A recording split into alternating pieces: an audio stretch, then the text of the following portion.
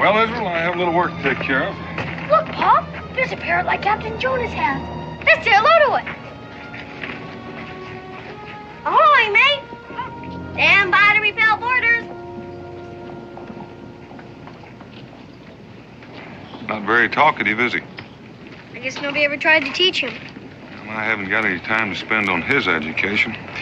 Like I said, I have a little business to tend to. How long will you be, Pa? Well, son, it could take all afternoon. You think you'll be able to find a way to pass the time? I'm gonna go say goodbye to Captain Jonas. Be sure and stay out of trouble. I will. Stay out of trouble. Did you hear that, Pa? Sounds like pretty good advice to me. Stay out of trouble. Stay out of trouble. Stay out of trouble. Stay out of trouble.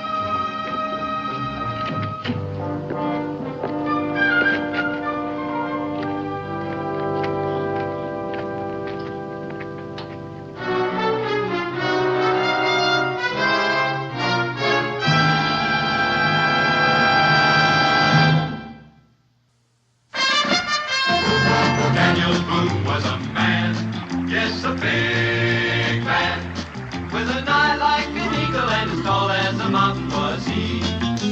Daniel Boone was a man, yes, a big man. He was brave, he was fearless, and as tough as a mighty oak tree. From the coonskin cap on the top of old Dan to the heel of his rawhide shoe, the rippinest, roaringest, fightingest man the frontier ever knew. Daniel Boone was a man, yes, a big man, and he fought for America to make all Americans free. What a Boone wanted to do and what a dream come true was he.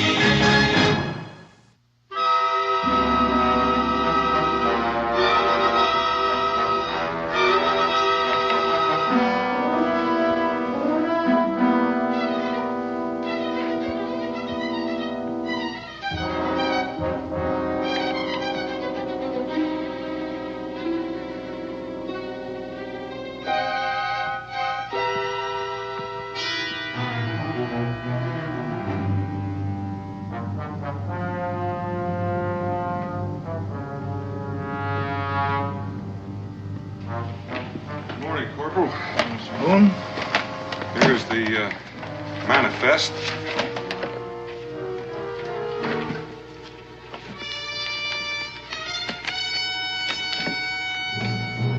Duplicates if you need them.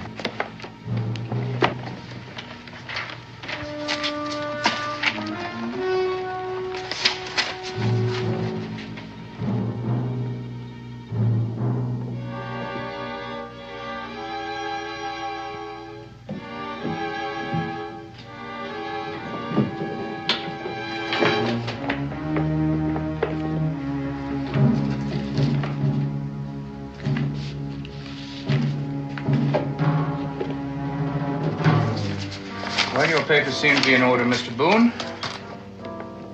Guard, take these upstairs, please.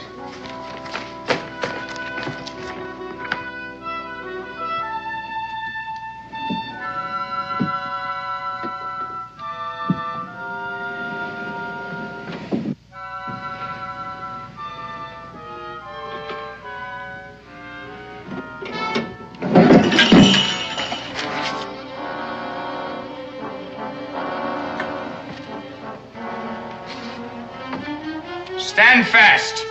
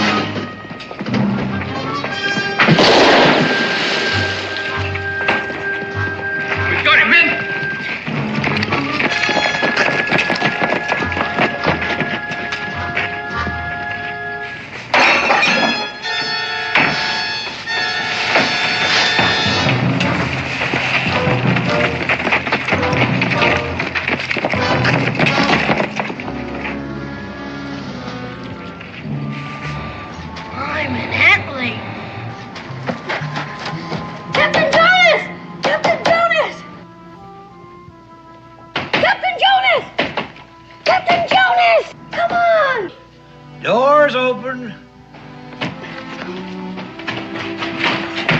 Ahoy, mates! Captain Jonas! Ahoy! Ahoy, mates! Did you hear that shooting out there? Aye, lad, it's plenty shooting I've heard in my day.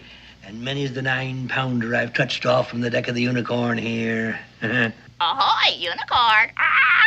I remember this French privateer closing in on us just off the Bahamas. Carrying twice-star sail and twice-star guns she was. I don't mean that kind of shooting, Captain Jonas. Well, sir, the very first broadside from the Unicorn, and we parted that Frenchie's mainmast neat as the hair on a parson's wig. I mean the shooting out there in the street right now, and all the soldiers running and everything. Lower your anchor, laddie, and take it slow. Honest, Captain Jonas, they were chasing this man, and he was carrying a box.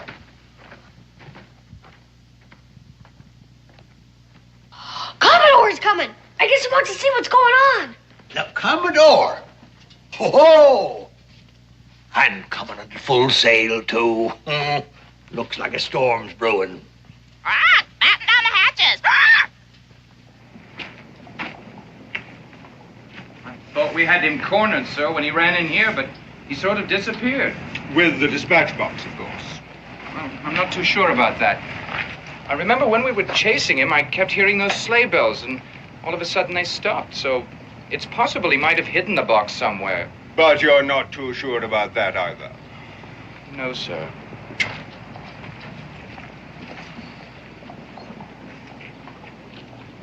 Well, there's one thing you can be sure about. Unless that thief is locked in the guardhouse by this time tomorrow, a certain ex-corporal will be put there in his place. Can you tell me who that ex-corporal would be? Corporal? Yes, sir. Me, sir. Well, I must say your fund of factual knowledge is increasing. Corporal, I'm sure these good people have business of their own to occupy their valuable time. Yes, sir. All right, you heard the Commodore. Now move along. To your homes. I suggest you search the stable area. When you're done, leave a watch here.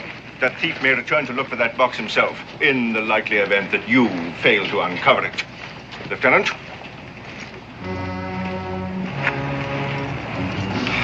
All right, mates.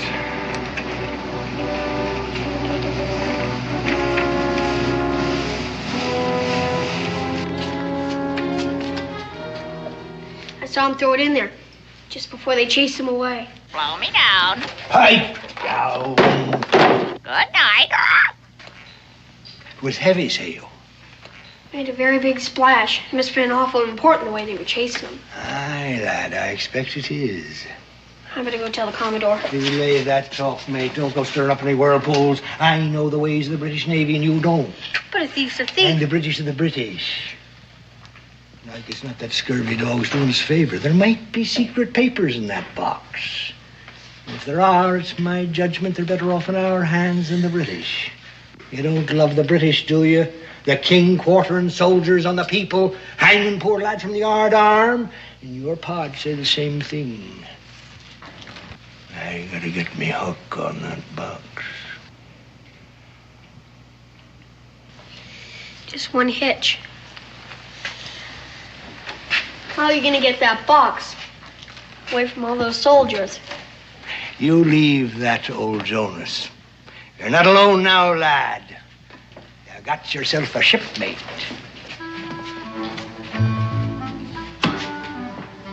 Give me that jug.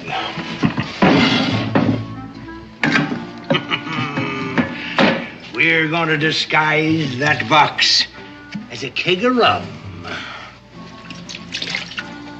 It's a waste of good rum, but we wouldn't want them doubting our word now, would we?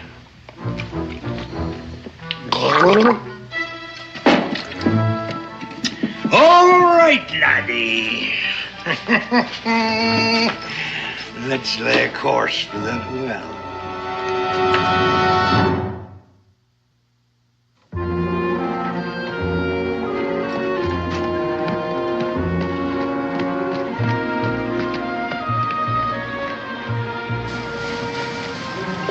Hey, you two. Move off now, and I'll not be telling you a second time. Well, now, what's things coming to? When a servant of the king will deny a poor lad a ladle of water? Rum's been meat and drink to me these 40 years. What a poor, parched, innocent boy. Look at him, huh? All right. Take a drink and then go. Careful, lad. The corporal wouldn't like it if you was to chance to topple in. Now see what you made me do! That was a full cask of rum! Wasn't very big. A noggin of hogshead rum drum. And it's not for wasting. Now into that bucket with you and fetch it. Or you'll pay the score! Yes, sir.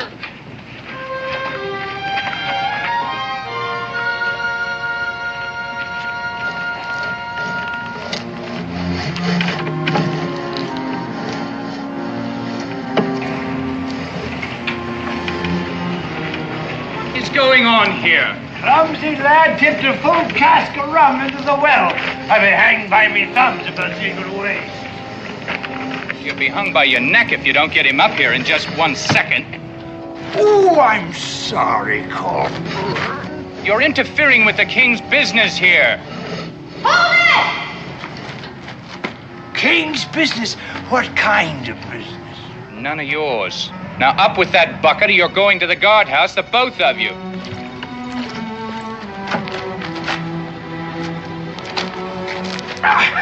It's heavy as an anchor. I can't budge it.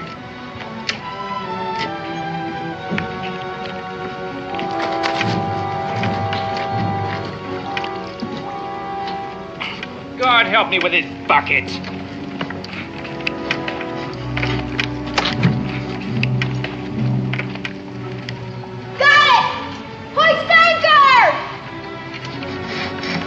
What's in this thing? Oh, you'll never make a sailor, laddie. When I had both me hands, I could hoist a schooner's mainsail by myself and never draw a hard breath.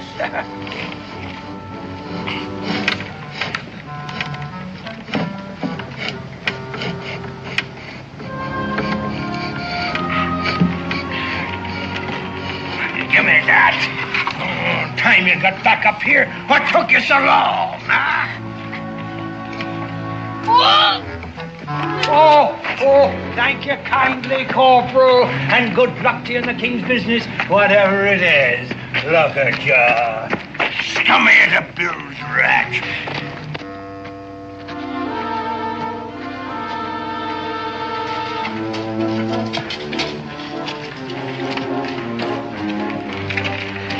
Door.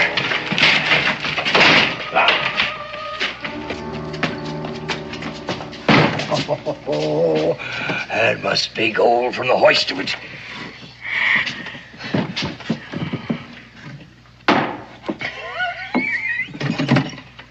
Come on. Take the bloomin' back England herself to tally it up. There ought to be a big reward. Reward? Have you gone daft, lad? Wait, turn this over to the Commodore. He'll clap us both in irons as accessories to the crime.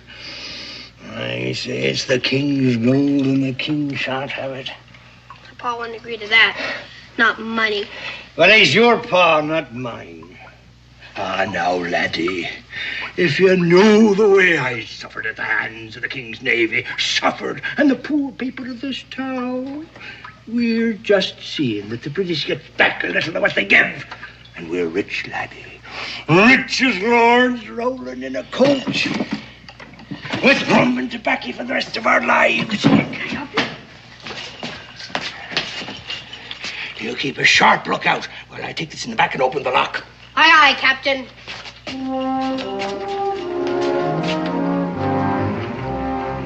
Captain Jonas, it's a man with a scar. He's back. Let's stay out of sight.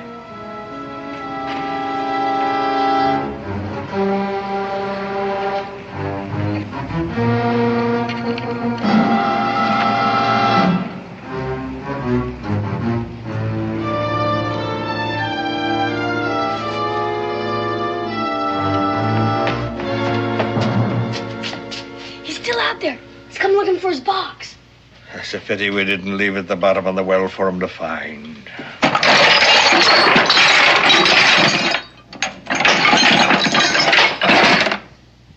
just some iron and brass. Not even secret papers. Why would he want to steal a box full? And why would the Commodore want it back so bad? Have the wind to be there, lad. Another thing I can't fathom.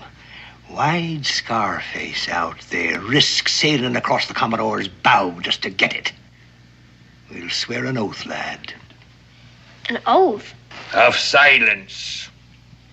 You and me are the only two know what happened to that box, ain't we? And we know what the British will do if they find out, don't we? Drawn and quartered, sure as you're born, and strung up to the highest yard arm. We don't want that to happen, do we? What are we going to swear on? The unicorn.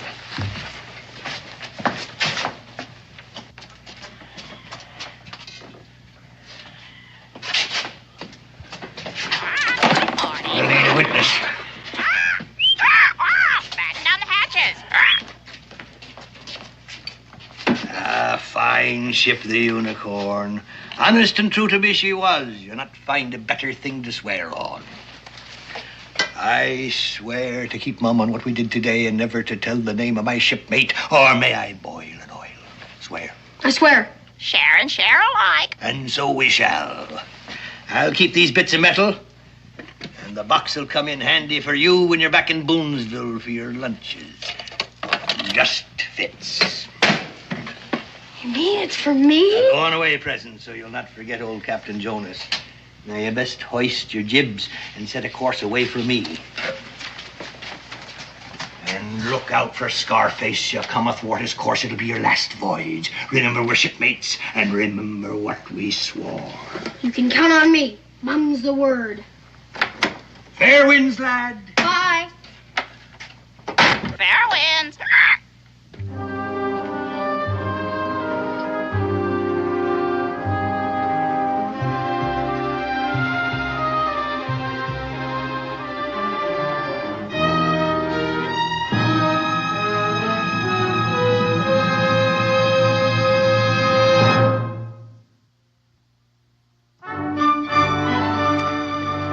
She's a real beauty, Israel.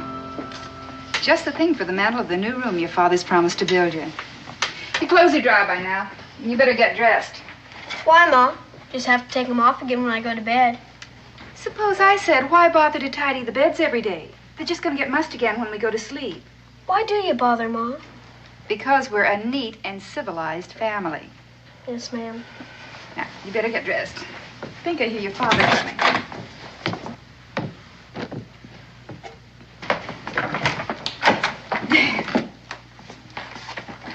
Oh, you're back early.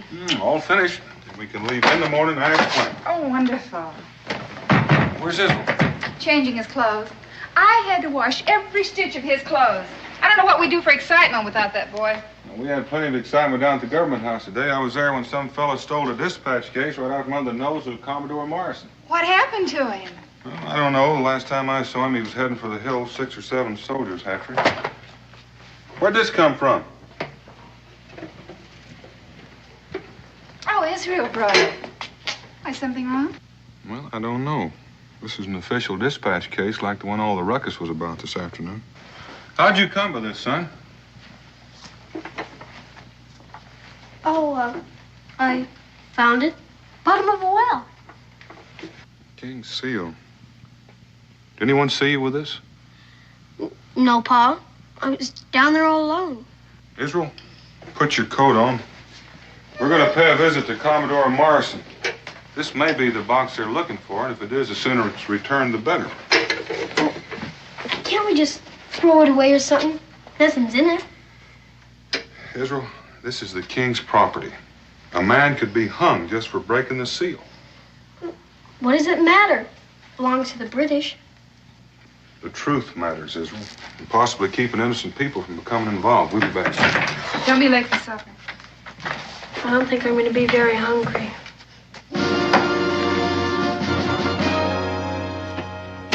And after accidentally falling into this well, the location of which escapes you, you stumbled across this empty box.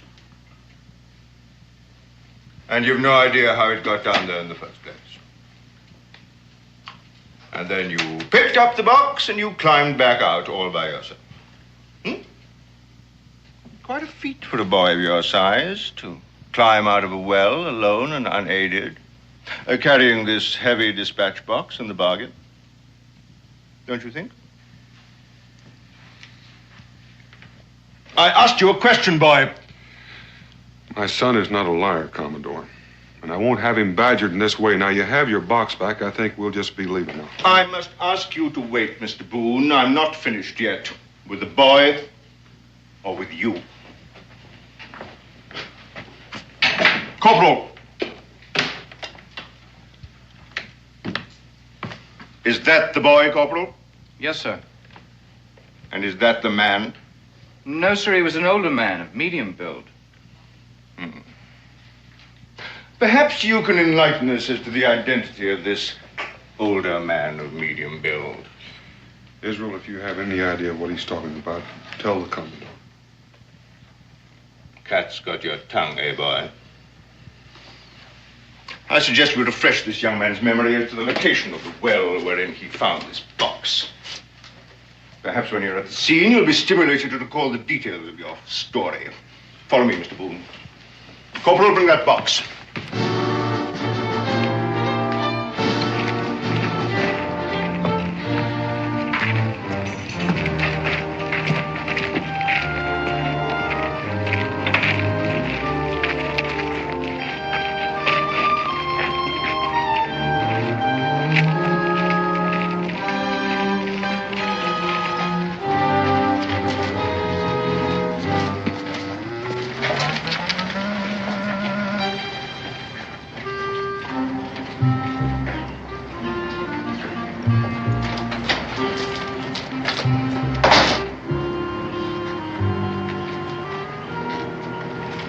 Young man, I submit that you did not fall into this well. You were lured in by an accomplice, this older man of medium build. I want his name.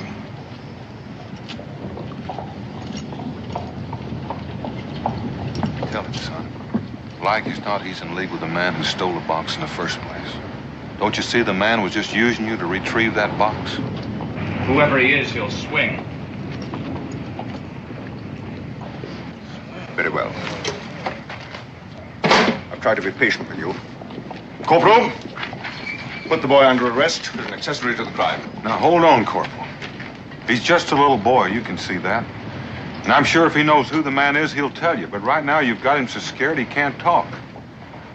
Now, let me reason with him for a little while, and I promise you you'll have all the information you want.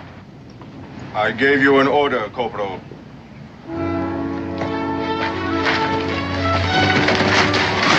Put Mr. Boone under restraint.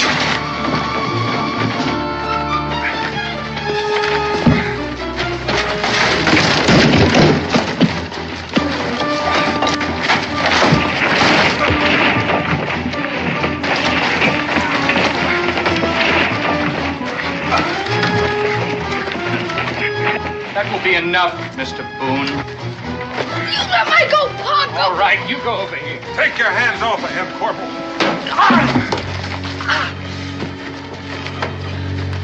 You come back here!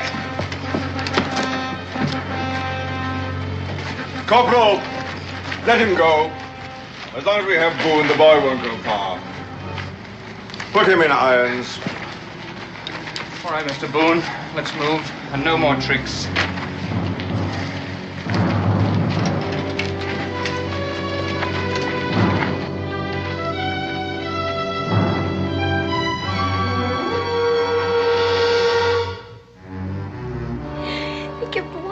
Captain Jonas. It was all my fault. I started it. I swore not to tell. Now they've got Pa. I'm sure your father will be all right, Israel. He's probably worrying about you right now. Son, now pay attention. This box that all the fuss is about. Were you actually there with Captain Jonas when he first opened the lock? No. I was out front, keeping an eye on the man with the scar. But honest, Ma, it was filled with nothing but junk. I know that's all there was in it when Captain Jonas showed it to you. But I'm sure that Commodore Morrison is not the kind of man to keep locked boxes of scrap metal in his desk. Israel, dear, I'm afraid your Captain Jonas has used you. That box probably was full of gold, just as you thought. And your sea captain is probably packing up right now, getting ready to make away with it. No! Captain Jonas wouldn't do anything like that. He just wouldn't. We're sworn shipmates. Israel, loyalty's a fine thing. And if you're right, there's no harm in telling the whole truth to Commodore Morrison. Israel, your father's in this very deep. We all are. Suppose you're wrong about Captain Jonas. Do you want to see him run away with all that gold and leave your father to pay the piper? No, ma'am. I'm going to tell Commodore the whole truth about the dispatch case, just the way you told it to me. I want you to stay right here, right in this room until I get back. Yes, ma'am. You're to lock the door and open it to no one but me, under any circumstance. Do you understand? Yes, ma'am. Oh, there's bread and honey in the cupboard. It'll tide you over till I get back. Israel, lock this door.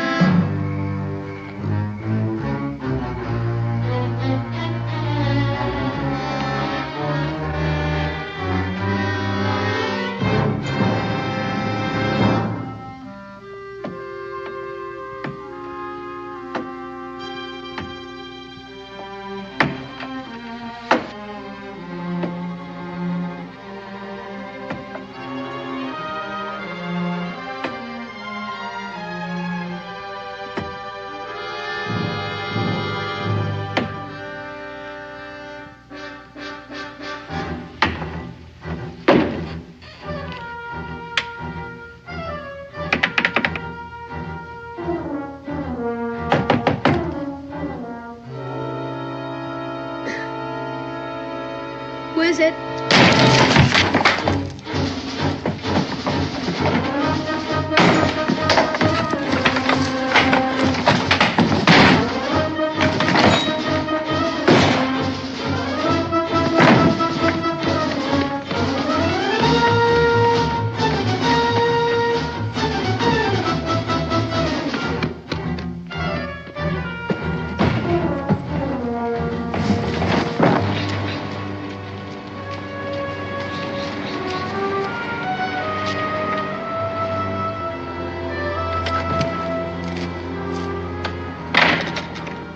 Corporal, I'm Rebecca Boone, and I'd like to see Commodore Morrison.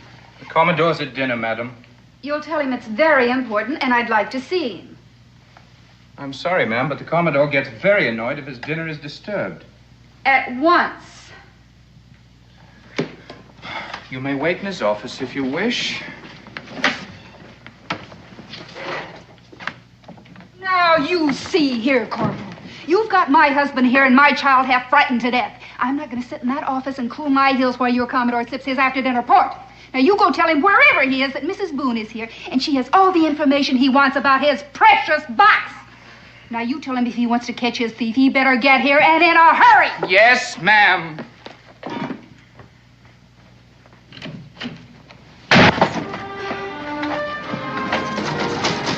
Captain Jonas!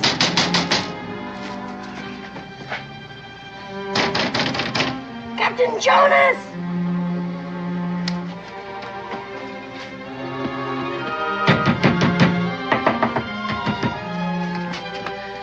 It's me!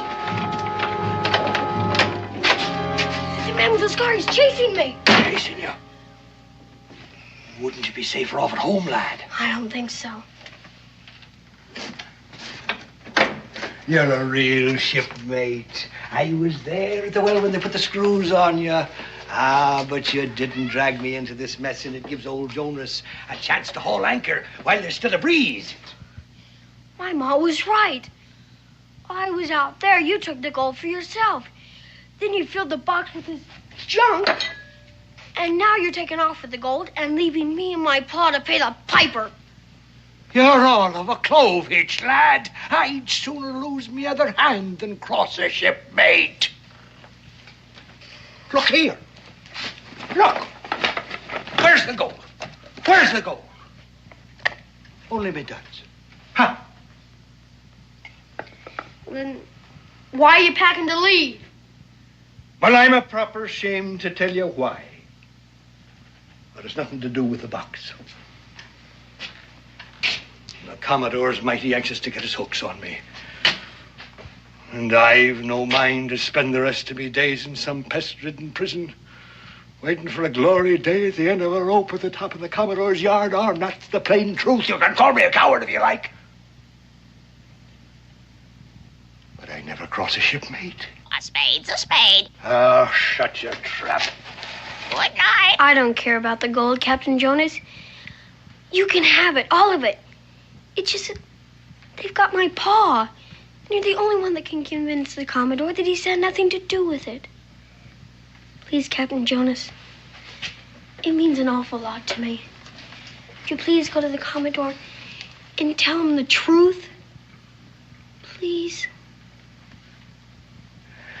I'd sooner sail up to execution dock, lad. But I'll do it. Only you gotta believe I didn't take that gold. Let's hurry.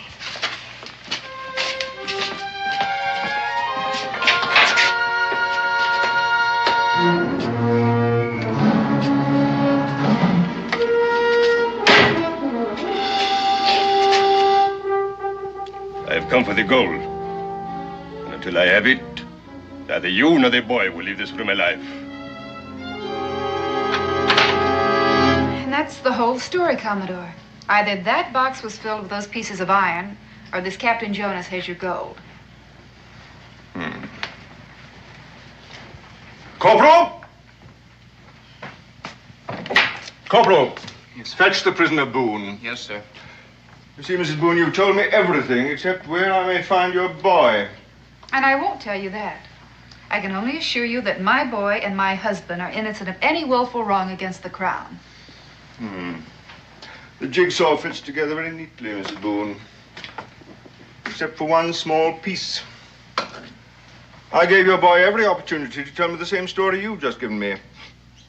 Why do you suppose he chose to lie to me?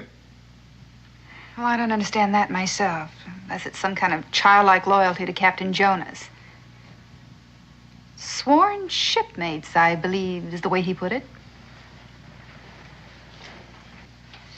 Being a naval man, Mrs. Boone, I can understand it. In fact, I understand a great deal from what you told me. Sworn shipmates. I'm afraid I have some rather bad news for you, Mrs. Boone. If your son had only told me the whole truth from the beginning, things might have been different. As it is, we are faced with a very serious situation. Becky, Dan. is Israel safe? Safe. Unchain him, Corporal. And be quick about it. I owe you an apology, Mr. Boone, but I'm afraid there's no time now. Your son's life may be in danger. I just left him. Whatever you have him hidden, Mrs. Boone, you best tell me, quickly. If this is some kind of trick. I assure you it is not. That box your boy found was indeed filled with worthless metal scraps. It was a ruse, planted in my desk to trap a scar-faced Portuguese who'd been stealing official secrets from this office. Well, then why did you want to detain our boy? A minnow to catch a shark, Mr. Boone. And you say our son's life is in danger? That Portuguese believes the box he stole was filled with gold. By now, all Phoebus must know it was your boy who found it. Wherever your son is, Mrs. Boone, that Portuguese is not far away. Now, please, tell me where he is. You better tell him, Becky. I'll take you there.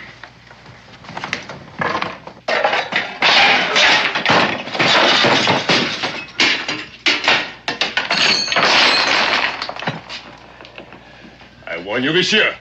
My patience is wearing thin. I've told you all I know. The box was empty. No, it wasn't empty. It was full. But there was nothing in it.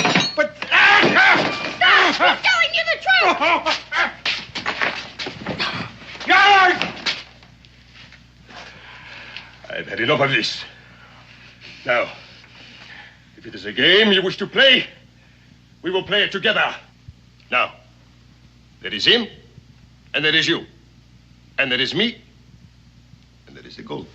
It is the two of you against me and the gold.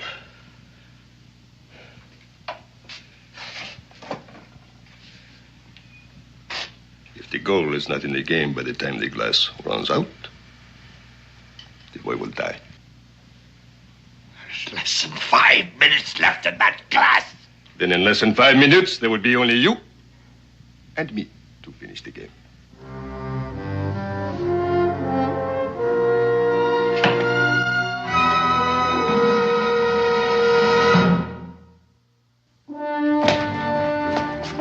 Pedro!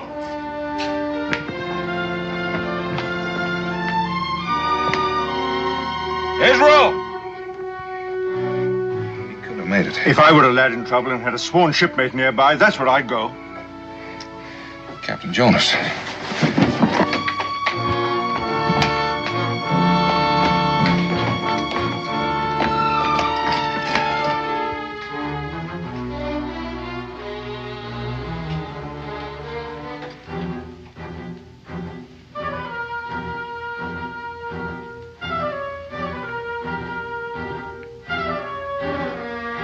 Wait. I lied to you. I've got the gold. Don't shoot. An interesting game and very well played, monsieur. So you did have the gold after all, eh? Greed got the best of me, boy. I hid the gold in my old boot and I buried it after you left. Can you find it in your heart to forgive an old pirate? Just leave me alone. Swearing to be shipmates. And all this time you were double-crossing me. Now my pa will rot in prison, so you can roll in your coach. Oh, boy. Leave me alone. Don't even talk to me. I hate you, you scurvy dog. We are wasting time. The buried gold, monsieur. I'll take you to it on one condition. The boy goes free. So he can run for the soldiers? This is a game for men, not children. You heard the bargain. The boy goes free first. I don't need your help. You can do what you want with me. Anything. Him too, for all I care. Scurvy dogs, both of you. I hope you get what you deserve. Help! Somebody help! Let him go!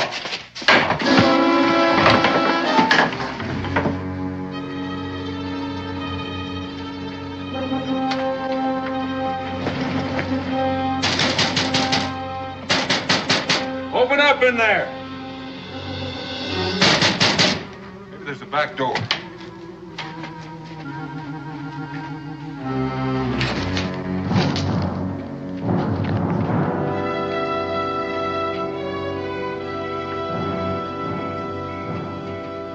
Captain Jonas? Are you in there? Nobody's here. Let's go.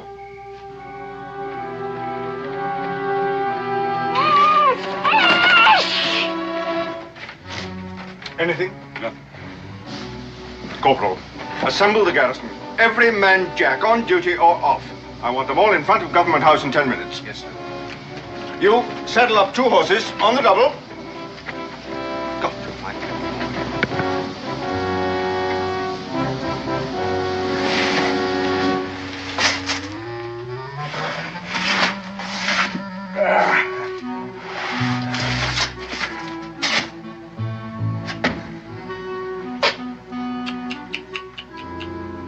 The boy almost gave the game away. And now, monsieur, the gold. The boy goes free or I don't watch.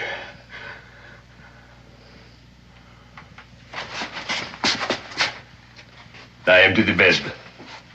If you cross me, I will come back and douse his light.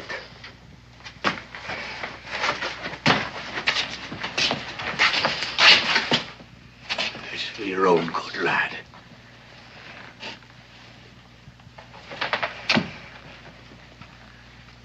I won't be seeing you again. It's old Jonah's last voyage. 40 years before the mast, with gales blowing in my ear and hardtack rumbling in me gut. And I'm to end my days like the old unicorn herself, with nothing but a rusty old anchor to mark her bones. You have done enough talking. Nice feet. Good morning.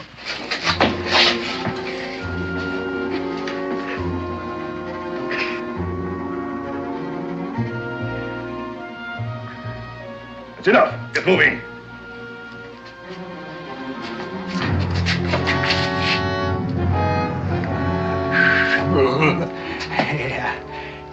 You gotta have a shovel to dig a treasure. Or a grave, monsieur.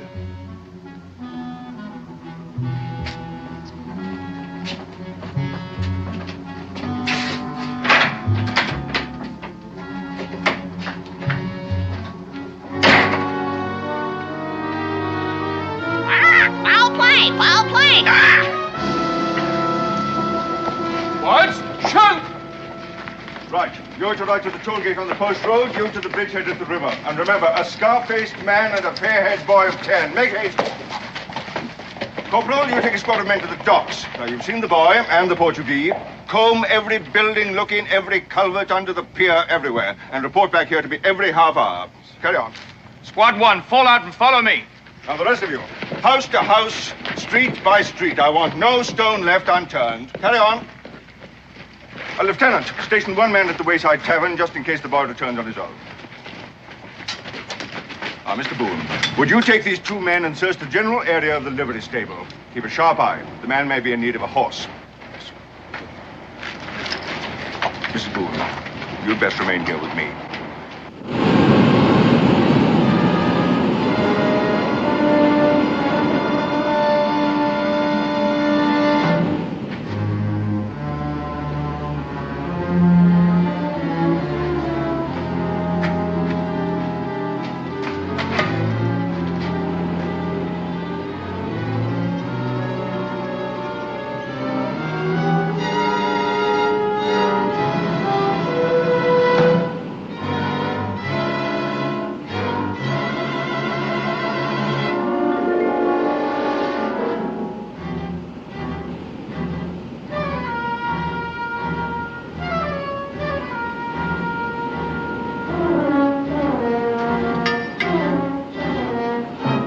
Father.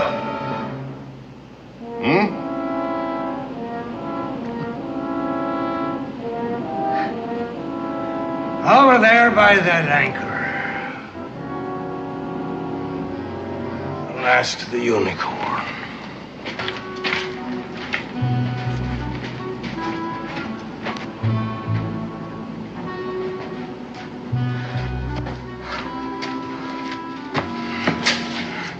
There.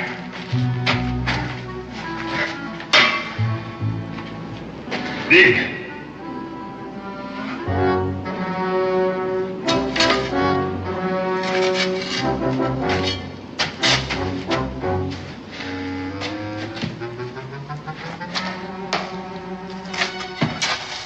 Foul play! Ahoy! Foul play, foul play.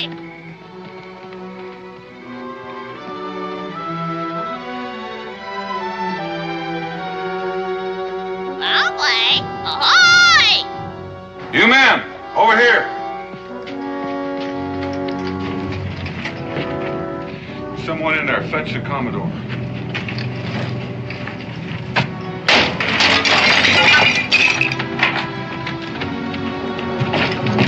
Foul play! Ahoy! Who tied you, son? Captain Jonas. Dan? Becky! In here, the back room.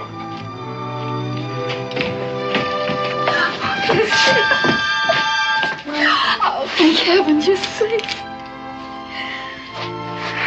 Just like you said, Ma. Captain Jonas had the gold all the time. He's down with the Scarface man to dig it up. Did this take where? No, but the Scarface man said if he didn't get the gold, he'd be back to douse my light. Son, there never was any gold in that box. Just scrap metal. It was a trap for the man with the scar on his face. But Captain Jonas swore that he had the gold in the boot and bear. Criminally, he did it to save me. Now that man with the scar will kill him. If only we knew where they went. Ahoy, unicorn! Hoist anchor! That's it, Pa. The unicorn. That's what he was trying to tell me when he was tying me up. He said he'd end up like the unicorn with only a godforsaken anchor to mark her bones. Israel. Honest, Ma, that's what he said. The exact words. I know where the unicorn lies. I know exactly where. You two stay here. He may be back with the boy.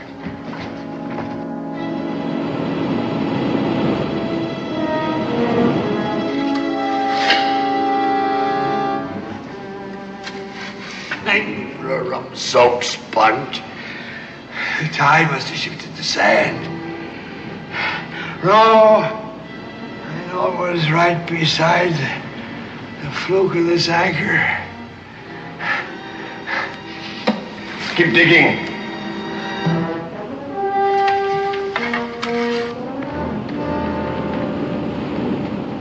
Hurry, Pa! Faster! That's as far as I go. I'm sick and I'm tired, and I reached the end of my string. There's no gold, and there wasn't any. Go ahead and shoot. And remember this. If any harm comes to that boy back there, I swear I'll come back from my grave and I'll see the color of your insides. If you have nothing more to say, monsieur. Shoot! Blast your throat! No! Drop that gun.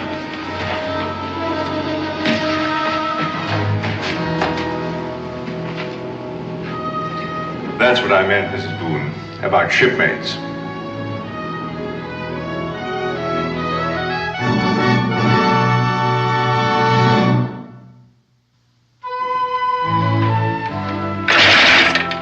Not scrap metal this time. His Majesty's government is pleased to reward you for the return of this box and for your heroic part in the apprehension of a traitor to the crown. How is this to be divided? Share and share alike. We're shipmates.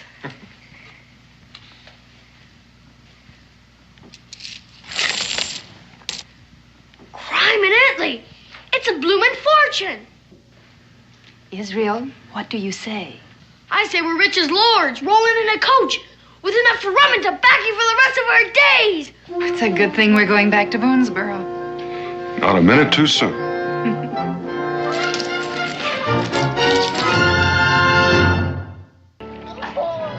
Teach you?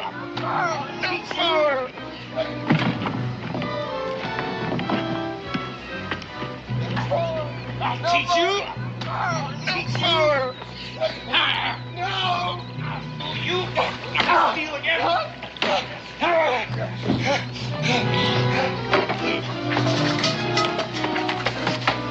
Hey, you there, boy! Easy, boy, easy, easy. Nobody's gonna hurt you. You boy, easy. Lord Almighty, what's been done to you, boy? No, Mr. Blake. No. Leave the sinner be. Don't help him. No. You did this to the boy? He is indentured to me. I may do with him as I please. Get away from him!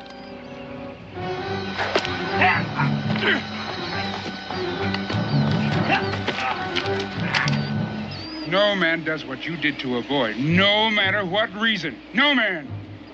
All right, you. You tell me why you do that to a boy. Why would you beat a boy like that?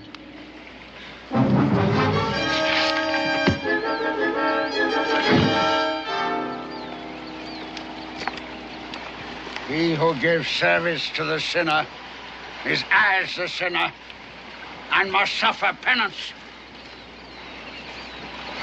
On a day of fast, which I proclaimed, you took bread from the larder and relished it. I repent, Master, as he must repent for sharing my sin.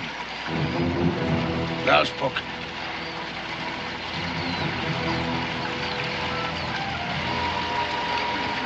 Learn him well.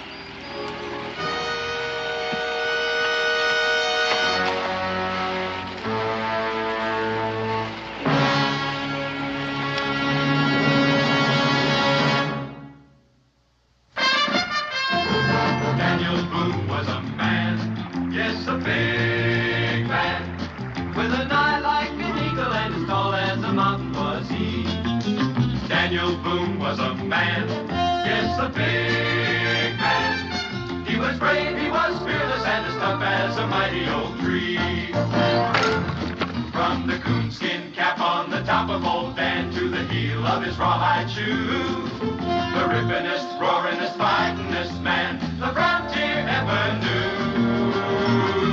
Daniel Boone was a man, yes, a big man, and he fought for America to make all Americans free.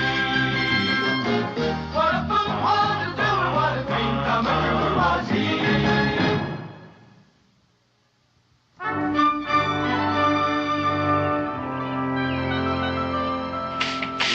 Look at this mess. Sweeping and cleaning, cleaning and sweeping.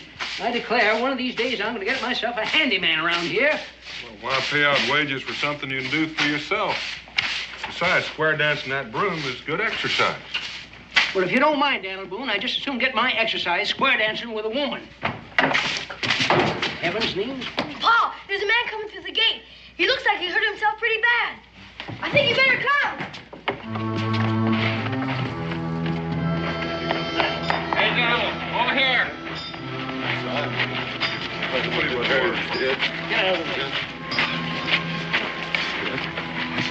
Take it easy.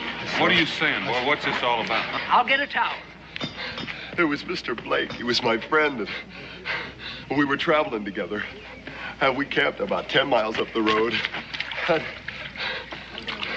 I went to fetch some water, and then it happened. What happened? What? How'd you get beat up like that? I don't know. I was hit from behind, and when I came to, he was dead. The whole camp was just torn apart. And, God, it was terrible. I don't know. Who are you? Who is this Blake, this friend of yours? Emmett. Emmett Morgan. That's my name. And Mr. Blake, he was just a friend of mine. He was coming to see his brother. Would his name have been Cyrus? That's Cyrus. Cyrus Blake. That was his name. Get eating, Blake. I'm already here. Now, what's all this about? Your brother's been killed, Enoch. The boy just brought the word. Cyrus dead.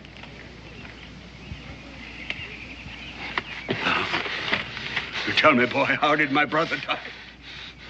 Who did the killing? I don't know, but I found this sticking in his back. That's my paws! I know it anywheres.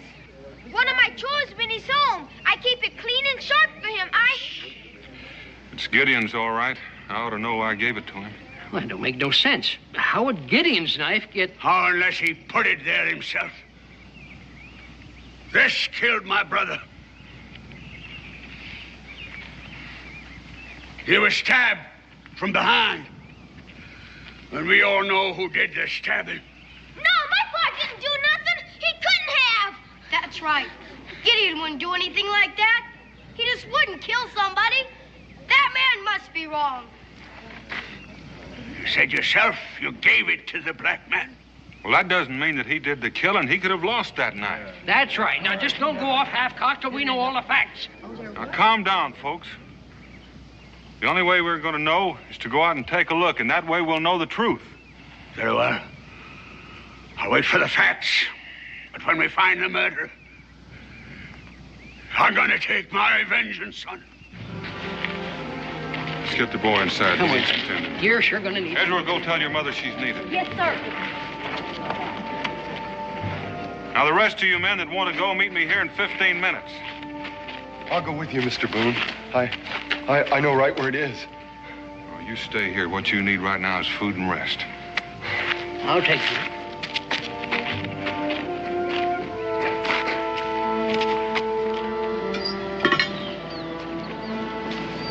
Lord Almighty. It looks like a madman must have done this, Daniel. Backstab, just like the boy said. Cyrus Blake. His Bible with his name in it. I give my life to serve the simple. Amen. And so he did. May he rest in peace. Well, Boone, what do you got to say now? I say we don't know any more than we did. Here, what's this? Holding on to something.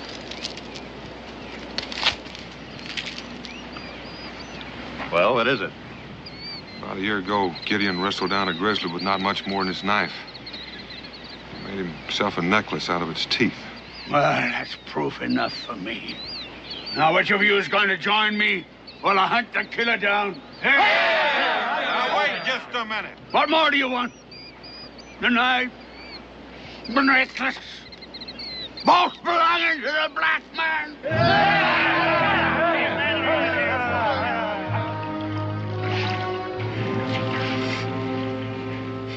No, I won't believe it. My pa couldn't. He wouldn't.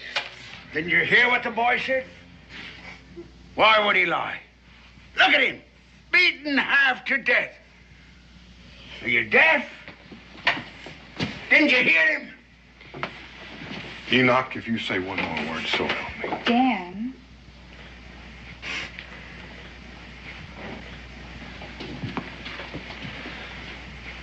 Are you sure you're not mistaken about this knife? And this necklace? No, sir. No, sir. Those teeth. I'd never seen nothing like them before. They were around his neck when he was beating on me. When the black man was beating on me. Boone, I've waited long enough. There's only one black man in these parts, and his name's Gideon. That's right. Everybody knows Gideon. That's big man and both turn over there.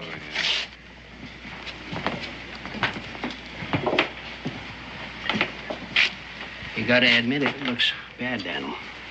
They're still jumping to conclusions. You're lying. My pa's a good man. He didn't hurt you. He didn't hurt nobody, and he didn't kill nobody. I love my pa, you hear? I love my pa, and I don't believe you. I don't believe none of you. I don't.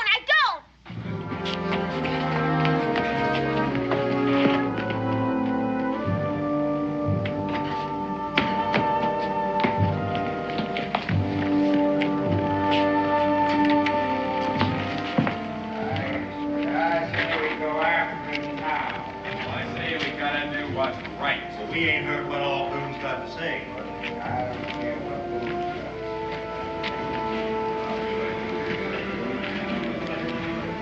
Why don't you all go on home? I'll be along. There's nothing more we can do here now. What about them in there? They're entitled to their say. They can think what they want. They think my pa's a killer. We'll let him. We know different, don't we? Well, don't we? Yes, we do. We all do. Now, let's do what your father said. Go on home. Don't be long, Dan. I will. Little Donald?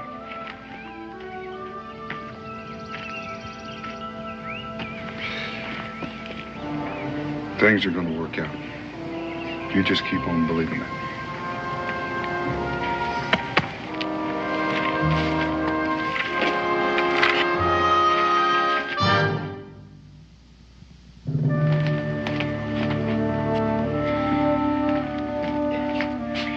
Just sit right there, son. I'll get you some victuals. Thank you.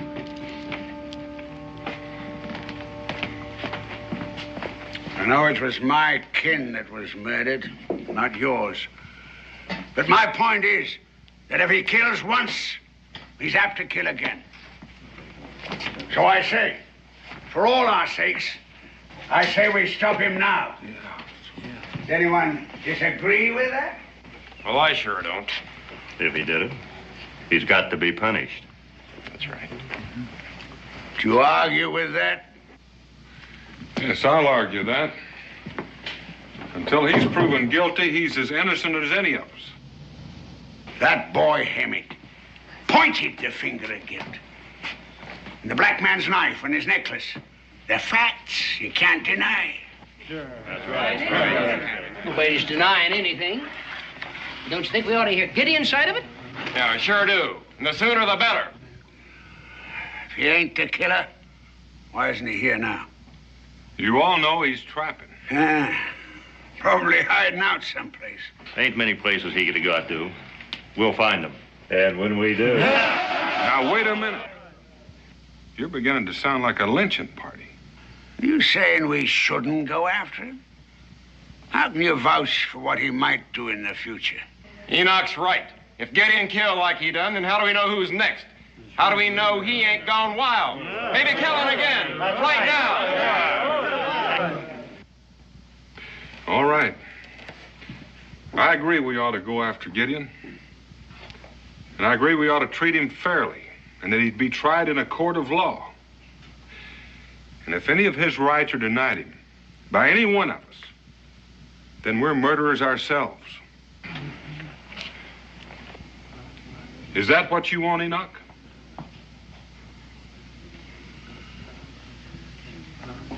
All right, go on home. Your women and children will be wondering. Tell them what you're doing.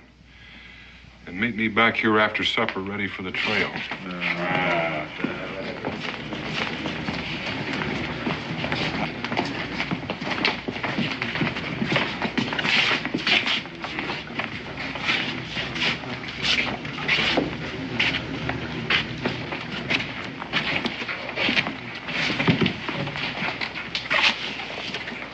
I don't trust him, Daniel, especially that Enoch.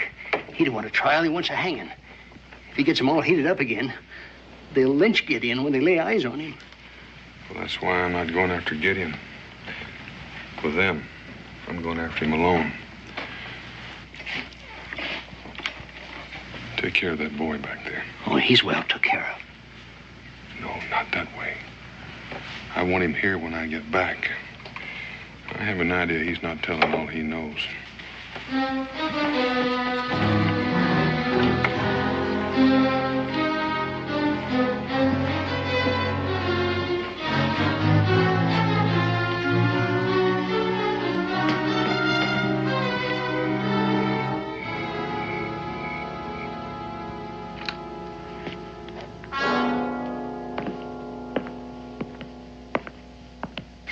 Please, if you bring him back, they'll hang him.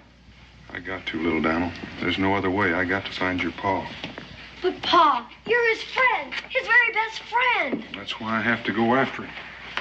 There's a chance that he might be hurt. Now, I'm not saying it's likely, but there is a chance. And I can't have your pa walking into all that hate. And for that matter, if he stays away, they'll say he's guilty no matter what. Evening, horse. Pa! Oh, Pa! Pa! Where you been? They're saying all kinds of things about you. Ah! Oh, what is it, Pa? It's all right, son. My back is just scratched up a bit.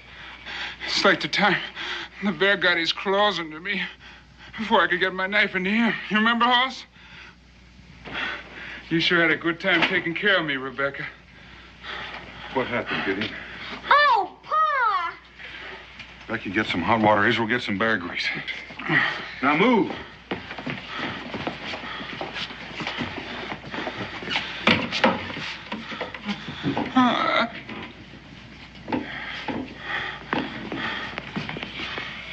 Somebody beat on you, Pa! Somebody beat on you something terrible! It's all right, son. Who did it, Gideon? Hoss, I don't know. All I can remember was fighting with a man called Blake. I had him down, and then I let him go so I could talk to him. About that time, somebody hit me from behind. Did you see anybody else? A boy.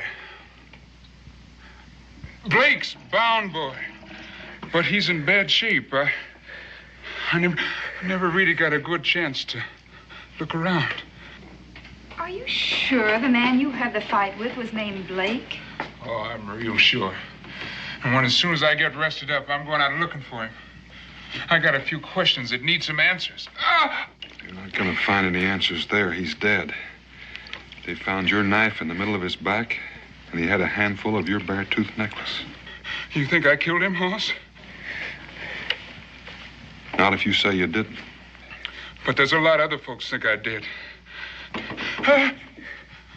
Would you put up some grub for me? Why? What are you planning to do? I reckon I better be moving on. I can't stay here. Now sit down. We're going to take care of your back.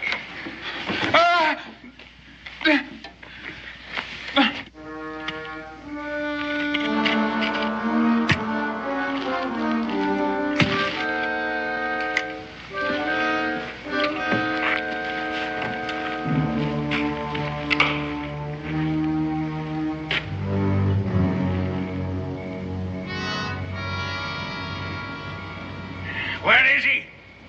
He said after supper, didn't he? We're here, ain't we? Where's Boone? Well, he went home to get his pack like the rest of them. He'll be here directly. Every minute goes by, that black man gets further away. Well, why don't we go without him? Where are you going to look for him? There ain't a man here knows this country any better than Daniel. Gideon, too, for that matter. Now, you'll never find him without Daniel, and you know it. Now, just wait. He said he'd be here, and he will. Yeah. He knocked us off. I saw Gideon. Quiet! Where'd you see him? On the way here, I come by Boone's cabin, and there he was, going through the door. And you asked us to wait here for Boone. All right, men, what are we waiting for?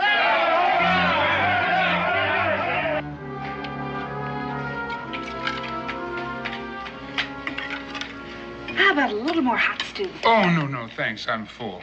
I feel better. A heap better. You were saying?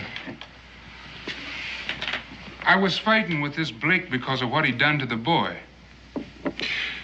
Could you have stabbed him while you were fighting? No, I'd remember that. I didn't aim to hurt him. I was just trying to defend myself. Who hit you on the head? I don't know. I was just lying there, Hoss, with my head down, half drowned in this little stream. I reckon it was the water that brought me to. And you haven't got any idea how you got there or who whipped you? Like I said, the last thing I remember was being hit over the head. The next thing was that I was lying there in the stream. Maybe I crawled there. Maybe somebody carried me. I don't know. I just don't know. Well, your knife and your necklace. I don't know about those either. It ain't too convincing a story, is it? Don't talk like that, Pa. Somebody could have found you and taken your knife and your bare teeth.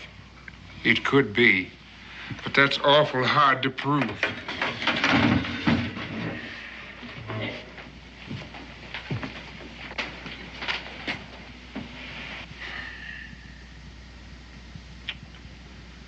Looks like I got caught between a rock and a hard place, Hoss. What am I gonna do? I reckon the only thing you can do, give yourself up. Then what? You'll stand trial. Where? Salem, I reckon. It's the nearest place. In Virginia? Are you forgetting the color of my skin? There's no such thing as a fair trial for a man like me in Virginia, and you know it. You might as well put the noose around my neck right now. Now, simmer down. You've got your papers from Canada. You're a free man. No one can deny your rights, black or not. Gideon, trust Daniel, as you always have, and he trusts you. It's the only way for you and little Daniel, too.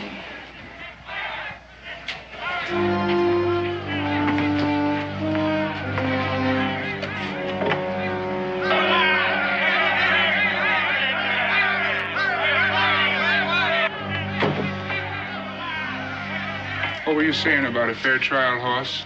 I should have cut and run when I had the chance. We know Gideon's in there, Boone. Bring him out.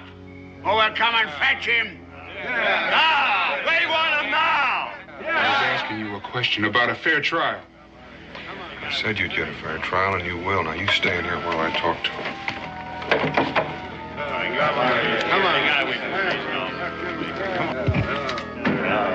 Don't lie to us again, Boone. We know he's in there.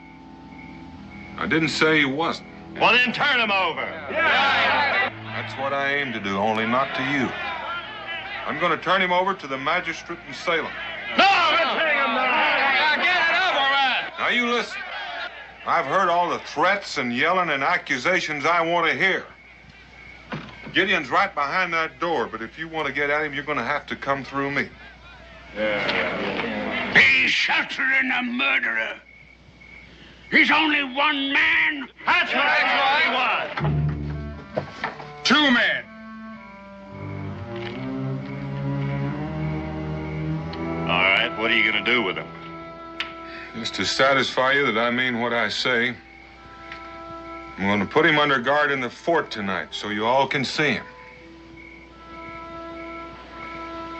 I reckon it wouldn't look right if I were to lock you up and let you keep this rifle. I don't reckon it would. Well, I'm ready to go. Come on.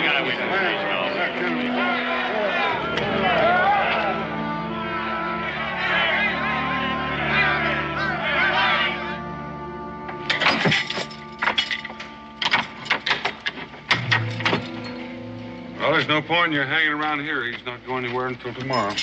We won't be any further than the tavern, in case you change your mind. Remember that. We'll take the keys. I'll take the keys. Come on.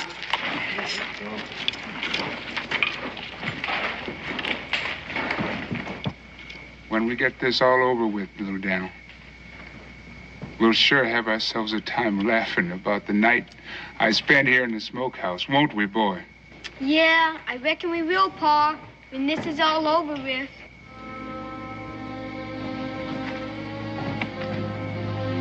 Pa!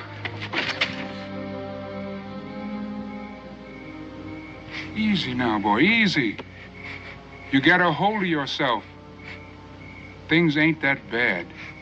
Please, Pa, let him go. There's no man here can catch him if he's free. If I did, it'd be just the same as saying he's guilty. And I'd be just as guilty for doing it. You'll have to understand that. Guilty or innocent, Hoss, it ain't gonna make no difference in Salem, Virginia. My being there will make the difference. I won't have it any other way. Israel, you and little Dan will come with me over to Cincinnati. We're all going to stay there for the night. You go on, son. Go on now and get a good night's sleep. We got a long, long trip tomorrow. Come on, little Dan.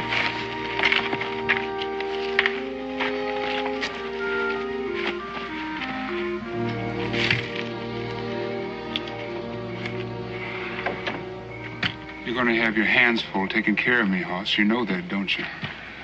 In what way? In any way you want to take it. You're the one man I figured I could trust. Now you're going to sold me down the river. You're going to have a trial. You make me laugh, Hoss. They'll hang me for sure.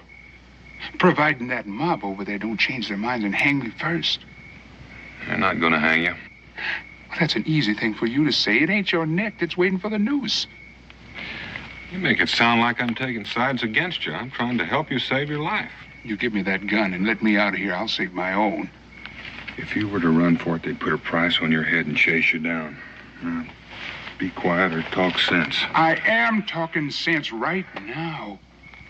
What would happen to little Daniel, your son, if you were to cut and run for it? What's going to happen to him after they've hung me?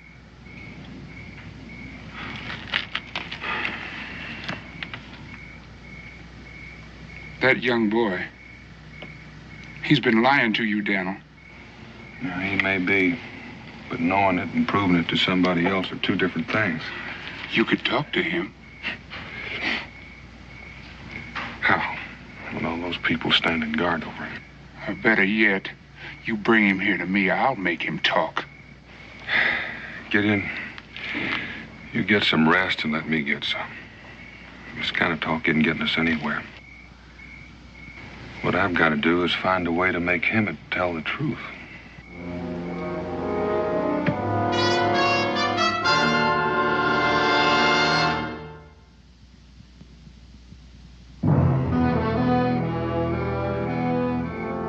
Come on, Hammond. Drink up. No, Mr. Cyrus wouldn't like it. Ah, this is medicine. Rum's good for you. It'll give you strength. So there won't be any doubt in your mind when you say what you have to say.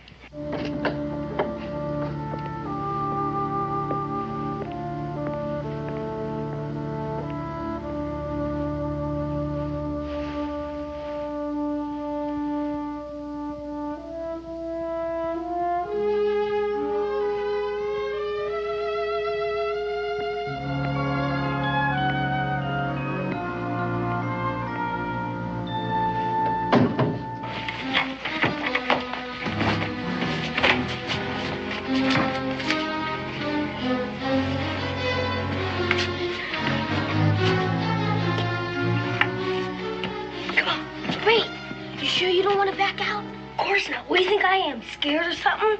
He's my pa, Israel, and I gotta help him, but you don't. Come on. Come on, Cincinnatus. A round of drinks for the boys. Well, I still don't see the need of going all the way to Salem for a trial. We can hold one. I agree with Hank. Those people down in Salem don't have any interest in us. I see no need going all the way there for them to solve our problems. What's your feeling, Enoch? You all know my feelings. I aim to be fair. But Hank and Luke have got a point. Except they may have overlooked something. Those Salem people, like Luke said, don't know our problems and they care less. So it's just possible if we take the black man there for a trial, a strange jury might let him loose. Now, I was planning to let you spend the night here, so you'd be satisfied that Gideon can't escape. But if I hear any more talk about you taking the law into your own hands, I will get Daniel and we'll throw the whole kit and caboodle of you right out of here. Now, do I make myself clear? You make one thing clear. You're a friend of Boone's. And you're a friend of the black man's. You can bet your Aunt Emma's gray cat's foot I'm a friend of his. The more I listen to your caterwauling, the friendlier I get. If I was in your place, Cincinnatus... Well, it just so happens you are in my place, but you ain't going to be for long. Now, if I hear much more of this... What I meant was, these men are customers of yours. I think I'd remember that.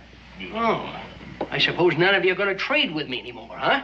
That's just what might happen. Well, if I have to cater to a lynch mob in order to make a living, well, I am just going to retire. Now, let's just back up a mite. Are you calling us a lynch mob? Have you got a better name for it? Now, don't lose your temper, Luke. Cincinnatus didn't mean it that way. Well, who says I didn't? Well, there ain't a man here that thinks he ain't the whole judge and jury. You've already got a man convicted with no proof. What more proof do you want? I want a lot more. If Gideon said he didn't do it, then dad blame it, he didn't do it. I don't know of a man who wouldn't lie to save his own skin. Well, there's just a possibility that somebody else might be a liar. I suppose you're referring to that boy there. I ain't naming names, but it's something you could all think about. We've already done our thinking. You all heard Gideon. Saw him tonight, standing with Boone, threatening us. Why would he do that if he weren't guilty? Now, just a minute. Just a minute. Maybe you need a little threatening. Maybe you need somebody to calm you down, to help you think straight. Now, I said I was going to get Boone, and I'm going to do it. All right, get him. Go on. Let him hear what the boy has to say now. Now there ain't any doubt in his mind. Now he remembers seeing Gideon stab my brother. It was like a bad dream. I couldn't believe it myself. He must have thought I was unconscious after he beat on me, and I remember it now. I remember it just as plain. Take it easy, boy. We understand. Boone hears that. There'll be no way he'll be able to justify going to Salem. Well, there ain't no need for it. We got plenty of good strong ropes right here in Boonesboro. And one of them's got Gideon's name on it.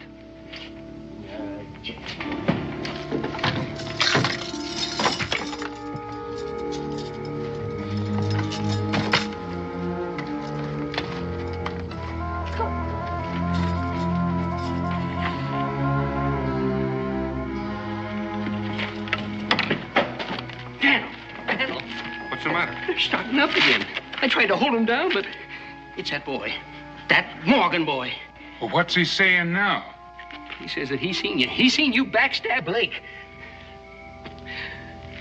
They ain't talking about ropes. They're talking about getting one. You stay here and keep watch. I'll see what I can do. You better hurry, Daniel. That boy, that Hammond Morgan, seems he's bound to get me hung. You waited long enough? I know my pa has, but it won't do no harm to take it slow and easy, because we ain't gonna get a second chance. Here's the gun. You got the key? You know what you have to do. Don't worry about it. You never heard me when I'm sick. I sound like I'm dying. Israel, I'm depending on you. Now give me time to sneak around.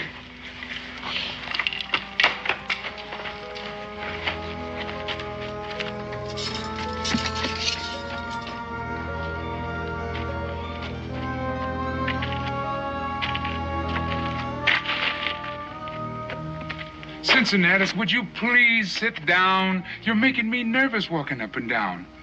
Well, that makes two of us. Help! Help! Please, someone help me! What in tarnation was that? It sounds like somebody's hurt. Help! Please, someone help me! Danged if it don't sound like Israel Boone. You better go see. Now, you just wait right there.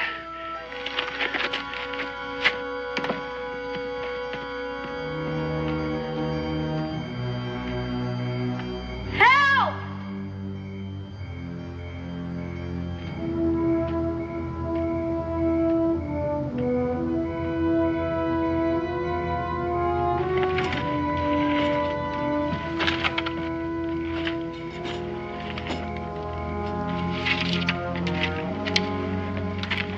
Little Dan, what are you doing, boy? Ain't no time for John, Papa. Let's get.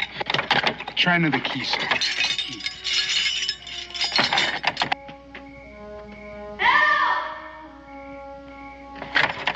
Well, how'd you get here, boy? It don't matter. They're gonna hang you, Pa. I heard them say it. We've got to go. Here's the gun, Pa.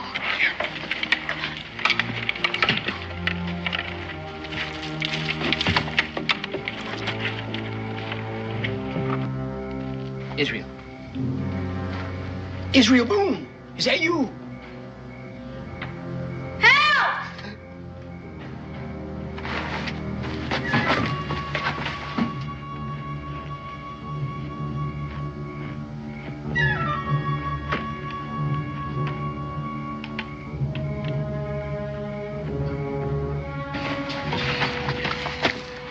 What in tarnation?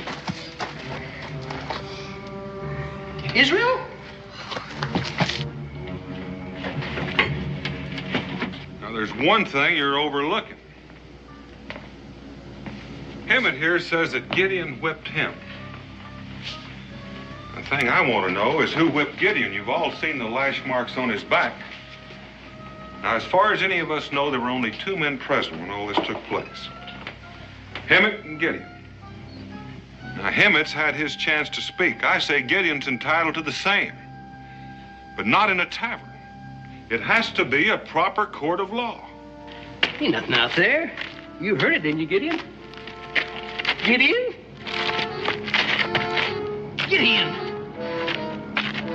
No. Gideon! Dad, burn it, Gideon! You said you wasn't going anyplace. Daniel! Daniel! Daniel, Gideon's gone. He's got away. You devil crusher! He couldn't have gotten out by himself. I know that, but Well, I heard this noise, and, it's like someone was hurt. It sounded like Israel. Israel? But I didn't say it was Israel. It just sounded like him. So I went to look, and I couldn't find nobody, and I started back. Well, and I went over and found out he was gone. The smokehouse was empty. And he told me he wasn't going no place. Daniel?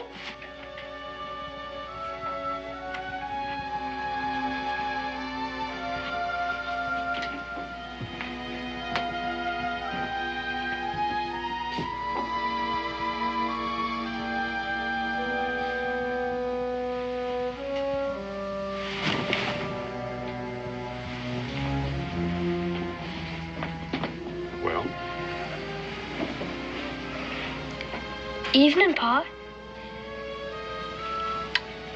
Evening.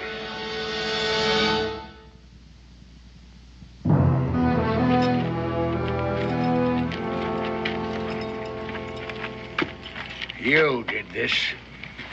No, you did. You frightened them into it.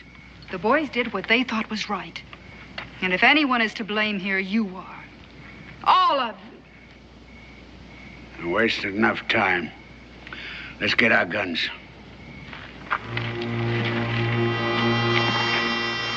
There ain't no stopping him now. If they find him. Will they hang him? That's what you want, isn't it? Well, he ought to be punished, oughtn't he? If he did anything wrong, yes, he should be punished. You agree with that, don't you? Well, After what you say did to you and to Blake, I think maybe you'd want to watch and see what happens when they catch up with him. Dan. Well, how about it? You would, wouldn't you? No, I don't want to see no hanging. Well, you're going to, whether you want it or not. No, you can't make me see no hanging. Beck, leave him be. He knows what he's doing.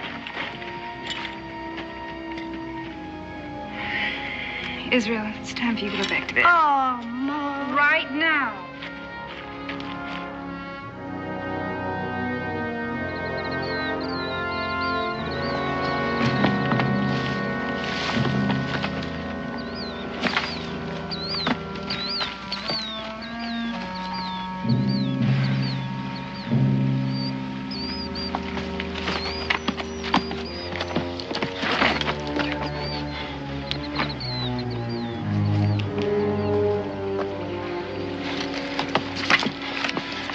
Way off, boy. But they'll be here. They'll be here soon enough. I don't understand. But before he gets hung, I want you to meet the man that you condemned to die. I did no such thing. Didn't you? Who do you think stirred that mob up? You didn't. I think you had a reason. Now get out of here.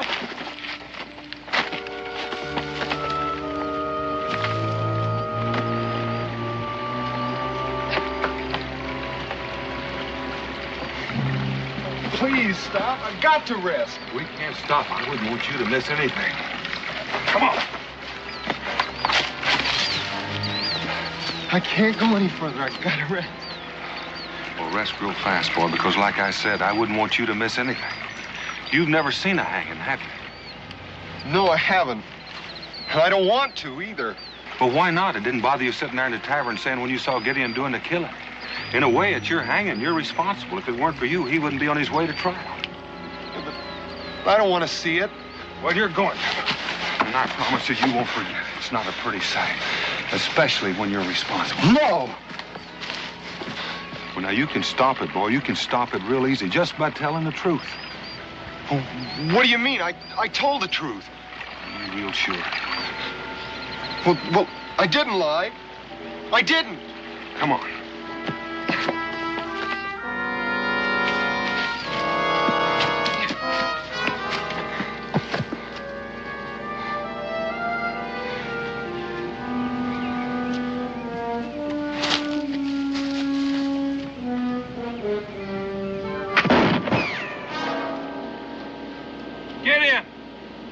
You?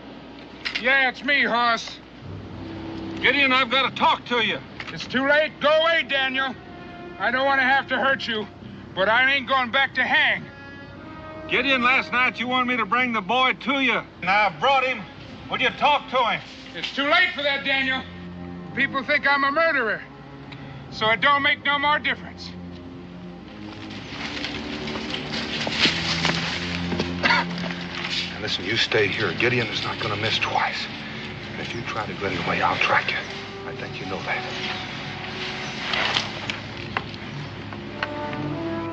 I meant what I said, Hoss.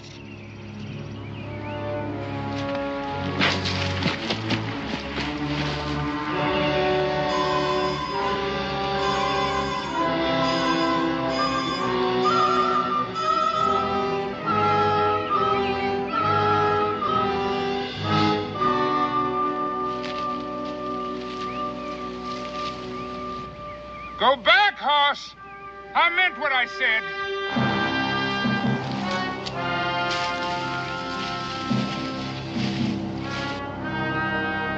Nobody's gonna take me in, Hoss. You know that. You gotta know that.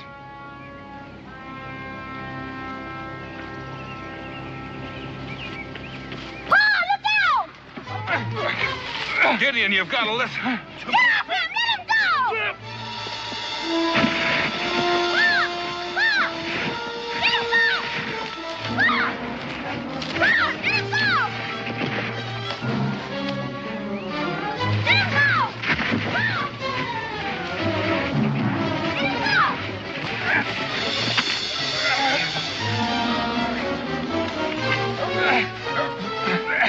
I'll shoot! I will!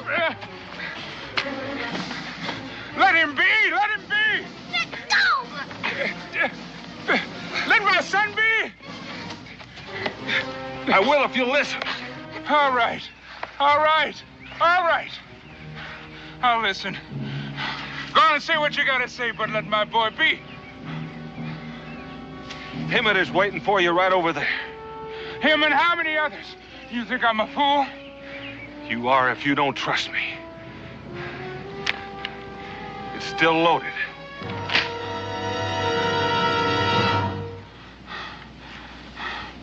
All right, Hoss. You lead the way. Let's go, boy. That's him, Pa! He's the one, Pa! He wants you dead! Easy, boy, easy. There's no need for harsh words. I just want to know why. Why me? What did I ever do to you? You killed my friend. You killed Mr. Blake, and you beat me half to death. You got a bad memory, boy, real bad. Now, I was trying to help you. And you know that. That's all I was doing. You know that's true. I saw you. I saw you with a knife. You, Boone, drop your gun. Let's take him, boys.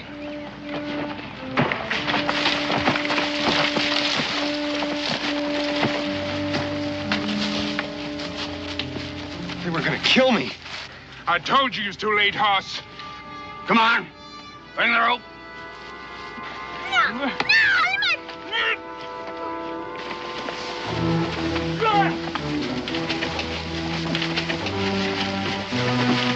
No!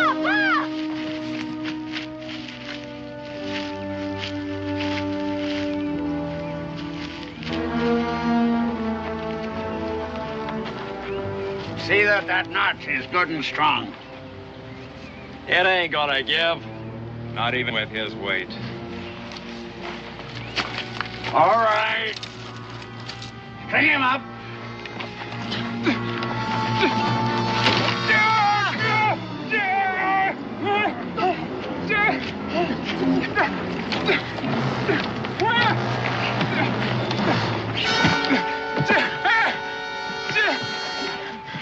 The least you can do is let my boy go.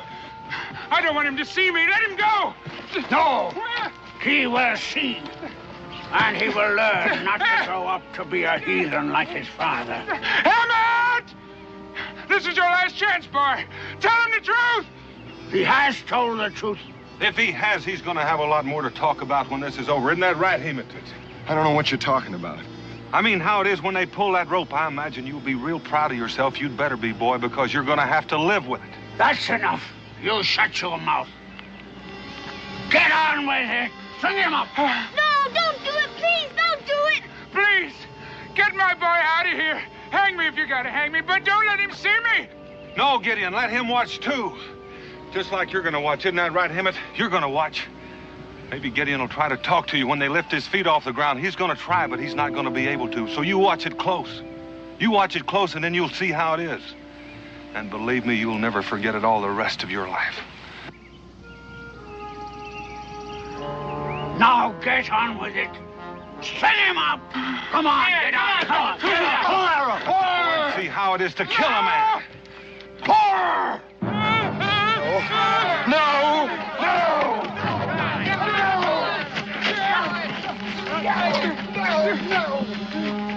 He didn't kill anybody. You hear me? I killed him. Hey, man. Oh. Pa! Oh, Pa!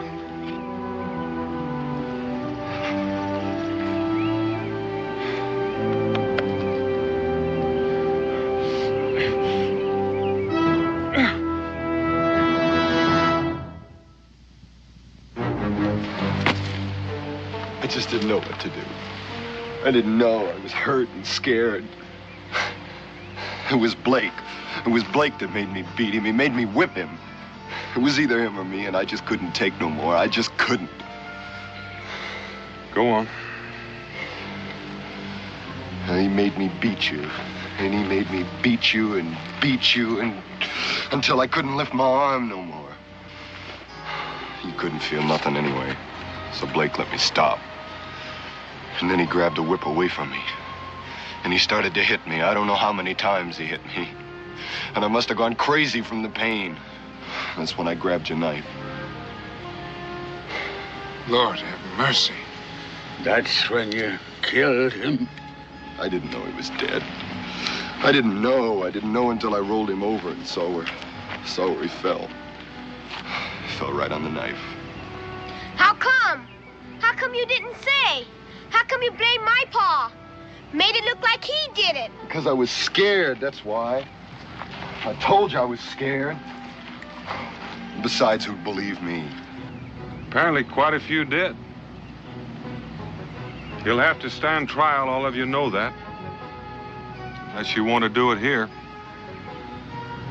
How about you, Enoch? May God forgive me.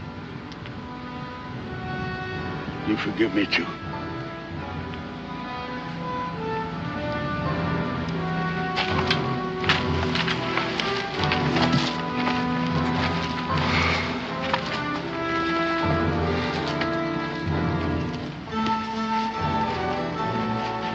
Start on back. We'll head on over to Salem tomorrow. Will I get a fair trial? I'll see to that. Can you be sure? Well, when Daniel says he'll see to it, he'll see to it. Ain't that right, boy? That's right, Pa. That's truly right.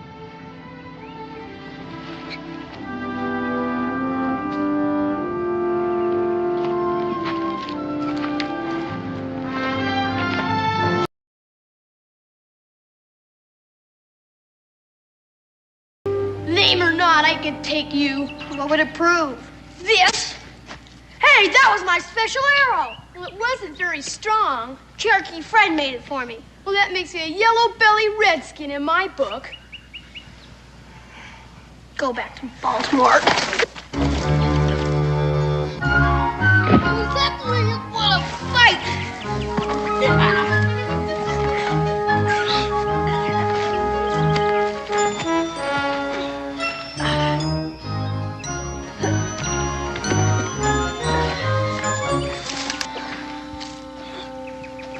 Don't eat him, Mr. Dobb.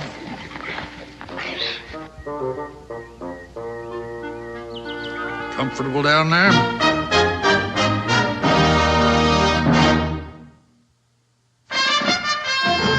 Daniel Boone was a man, yes, a big man, with an eye like an eagle and as tall as a mountain was he. Daniel Boone was a man, yes, a big man. He was brave, he was fearless, and as tough as a mighty old tree. From the coonskin cap on the top of old Dan to the heel of his rawhide shoe, the rippinest, roaringest, fightingest man the frontier ever knew. Daniel Boone was a man, yes, a big man, and he fought for America to make all Americans free.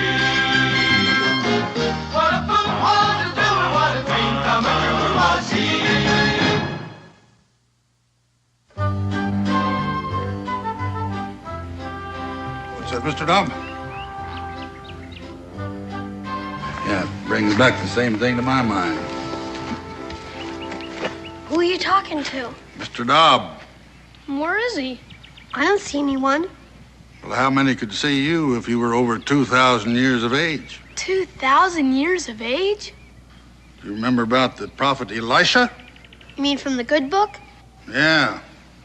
He went around curing polluted wells and springs so that people wouldn't die of thirst and the cholera.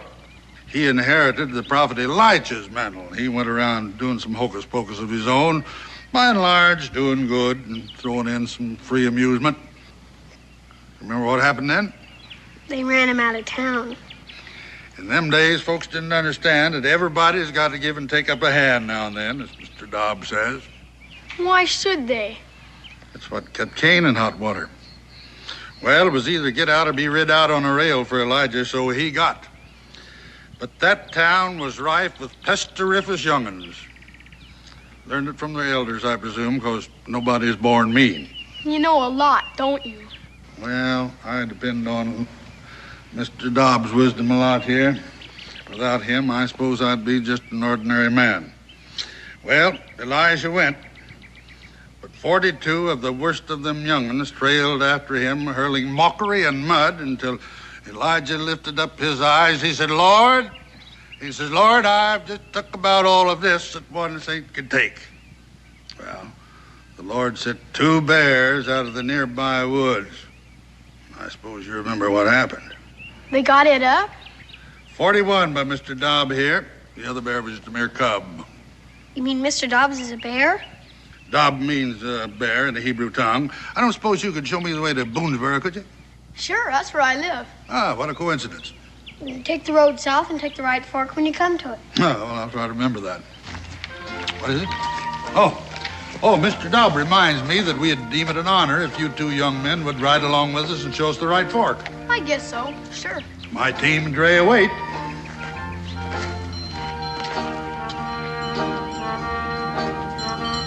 Is that your team and Dre? Yep, if you'll find places for yourselves.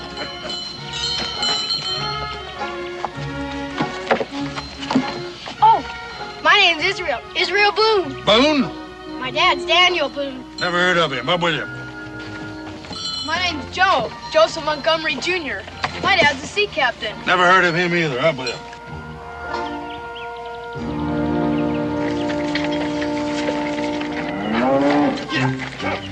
Yeah. Steady, you beast. Steady as she goes. Easy there. There. Hold still now. Jump. Come here, Jump. Come here. Now, hold still. Hold it.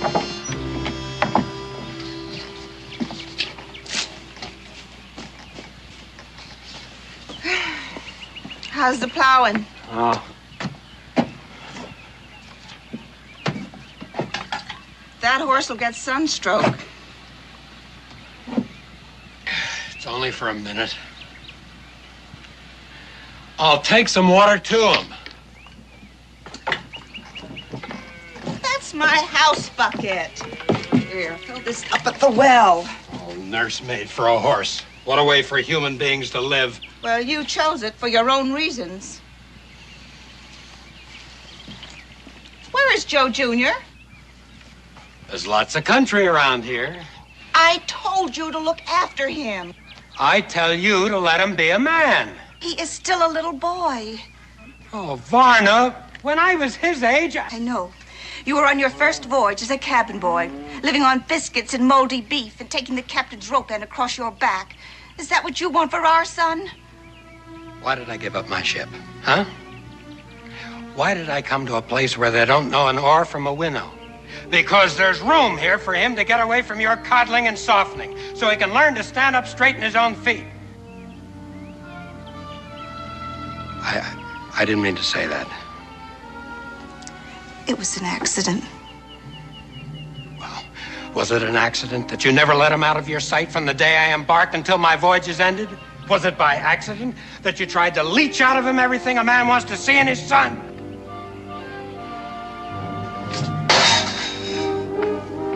What are you gonna do? Explore Kentucky for him?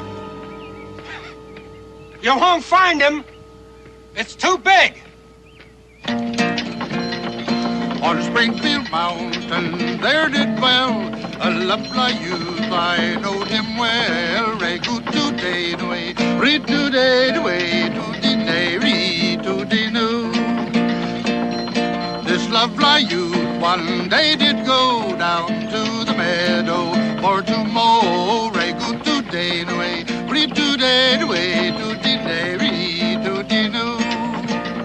You take the right fork.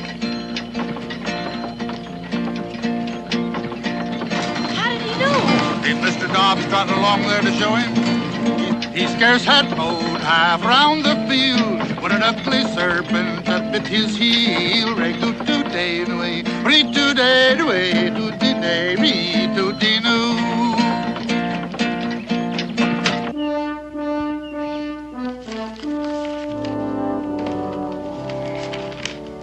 There you are, Daniel.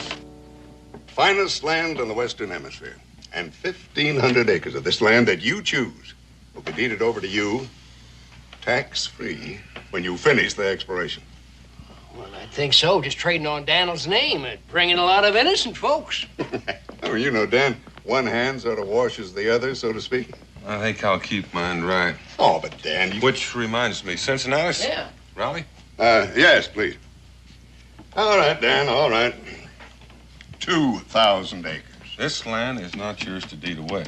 Oh, well, Dan, confidentially, we had this fella in Washington that has connections, you know.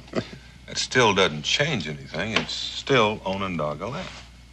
Well, the whole country was Indian at one time. Yeah, so I heard. Oh, well, now, Dan, suppose you'd have been aboard the Mayflower. Would you just have turned around and sailed right on back home?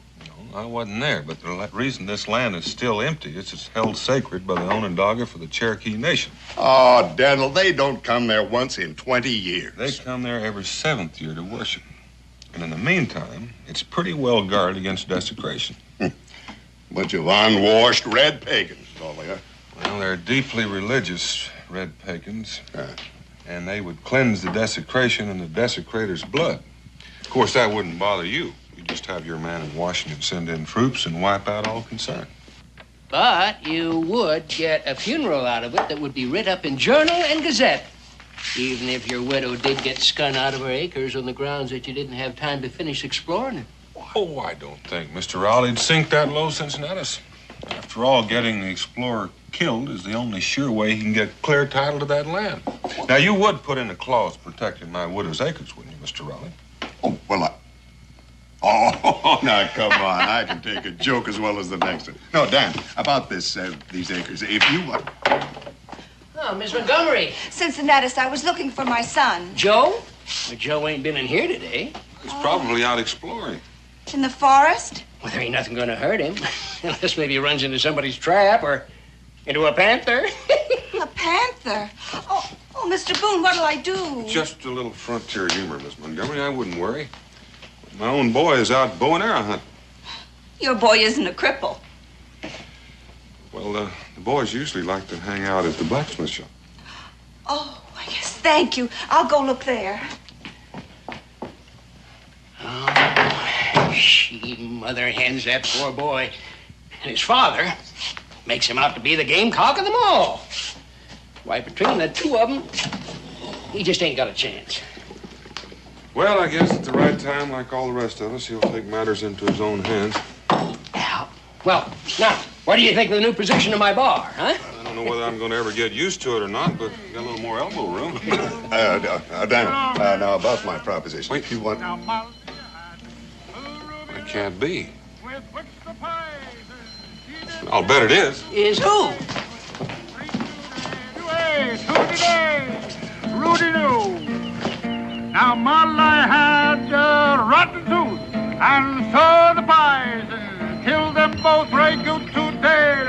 Hoody-nay, hoody-doody-doody-doody. Hold him up there, Mr. Dobbs. See that? He didn't even touch the reins. Of course not. Mr. Dobbs says all that. Who's he? Prater Beasley. Who? Prater Beasley.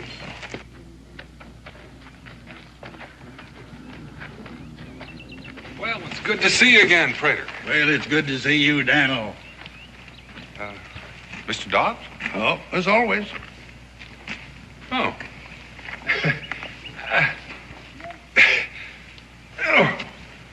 Well, he doesn't know his own strength. He never did. Oh, he wishes me to tell you that he's sorry. Well, tell him not to give it another thought. Well, I've just met your hope for the future here. You said you didn't know my pa. I'm an egregious liar. You are? Ask your pa. What's egregious, Pa? Egregious? Well, tall tale's an egregious lie. And any boy that can't find the nut of truth in it, well, he's going to grow up to be a man who lives on short squeezins. Mr. Boone, children should be taught to respect the truth. Ma, that's what he meant. Get down from that wagon.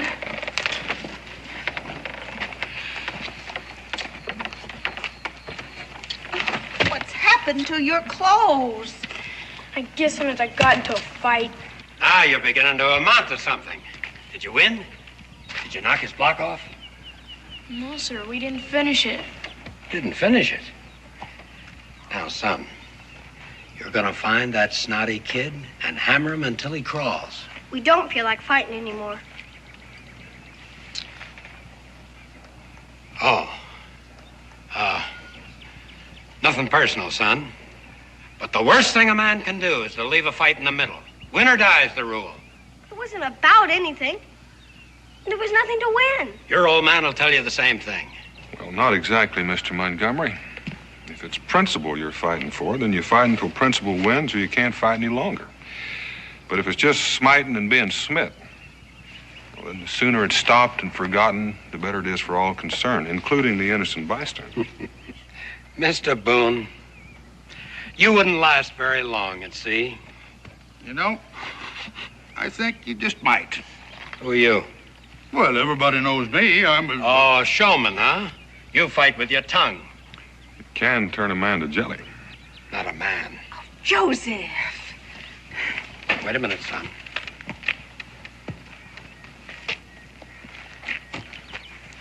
I intend to have this out. It's out.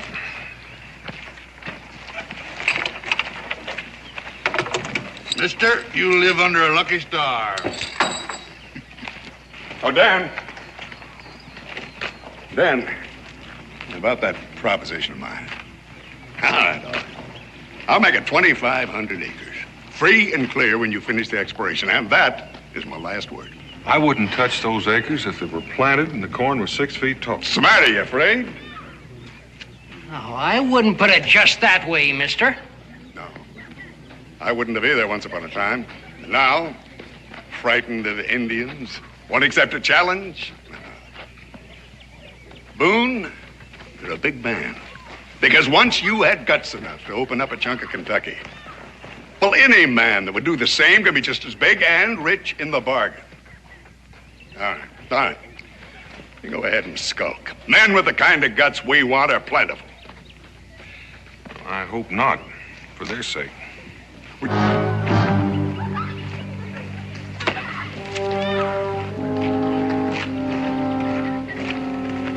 Mister.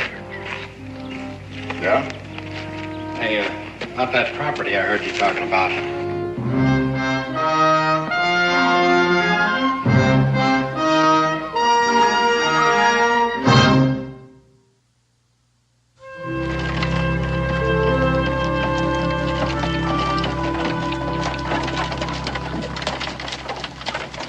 Ooh, boy, woo. Hi, young fella.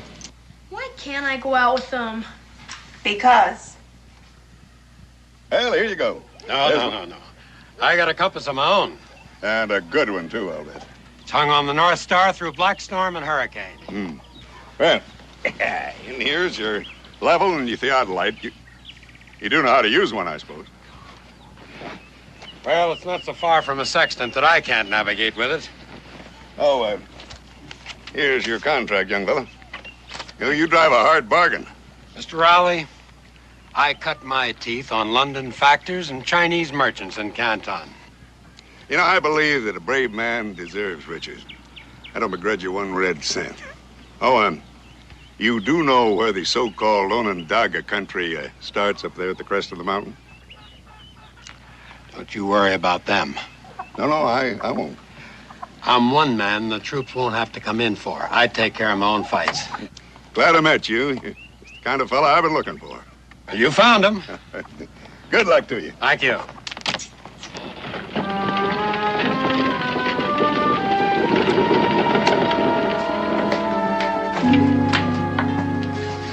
Hey, son. Why don't you come outside? Now, I've got something to show you. Now, you take this and put it in a good, safe place. All it is our fortune. If what? Varna, don't try to make a farmer out of me. I never did, Joseph. I can guide a ship, but not a plow. I can walk a deck in hurricane, but these cursed furrows shift under my feet. Do you think mountain rocks will be easier? I think so. It'll be more like a deck in a hurricane, I think. Hold your tongue, Joseph Jr. I think the boy's put his finger right on it. Son, how'd you like to go with me? Can I? You bet you can. Go outside, Joseph. Varna, the boy's going with me. Outside.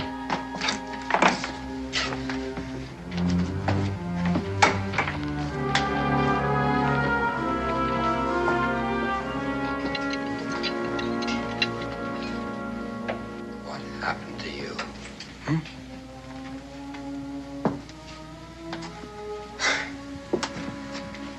When I first knew you, you were so gay, and so pretty, and so loving. I couldn't stand being away from you, nor you from me. And now? My son's a cripple. I will protect him. I won't have a son anymore if you keep him from going with me when the time comes. Joseph. Son or a wife, neither one. I'll be done with the two of you. I'm going and no one could stop me. Oh, landlord, fill the flowing bowl until it doth run over. Landlord, fill the flowing bowl until it doth run over. For tonight we'll merry, merry be. For tonight we'll merry, merry be. For tonight we'll merry, merry be. Tomorrow we'll be sober. He who kisses a pretty girl and runs and tells another. He who kisses a pretty girl and runs and tells another ought to have his nose cut off. Ought to have his nose cut off. Ought to have his nose cut off. And never kiss another. Hey. Mr. Dobb. Grateful to the throat, but not the equal to our still. He's a connoisseur by instinct. I've never seen him touch a drop. That is a mighty fine song for a tavern. Patrick Henry's favorite. Oh, I suppose you was a close friend of General Washington, too, huh? Not only to nod to, but Patrick Henry. Gentlemen, if it weren't for the potions that I mixed for him, he'd be a lorn bachelor today. Yes, sir, I was there, and you know I haven't got the imagination to make something up like that. You know, Prater, that was the last time I saw you. After that, you sort of disappeared into the earth. Well, been going to and fro on the face of it, down in Mexico to talk to the Zunis and back into ancient Egypt with the pharaohs and the magicians. You got a mighty long bow. But that time you cracked it. I'm used to disbelief, yeah. Check with Daniel. Oh, you mean you was there too, Daniel? No, but it's a solemn truth. You know, he reads books like you and I read the sky for weather signs. I never thought of that. Well, that's part of what I meant about when I said the nut of the truth of his egregious lies. I'll drink to that. Prater Beasley, you will be missed when you leave here, and that is solemn truth. Well, we ain't going. Mr. Dobb and me's a little bit weary of going to and fro. For this century, anyway. We're settling. In Boonesboro? No finer place for healing herbs and simples. Prater, I can't tell you how happy that makes me.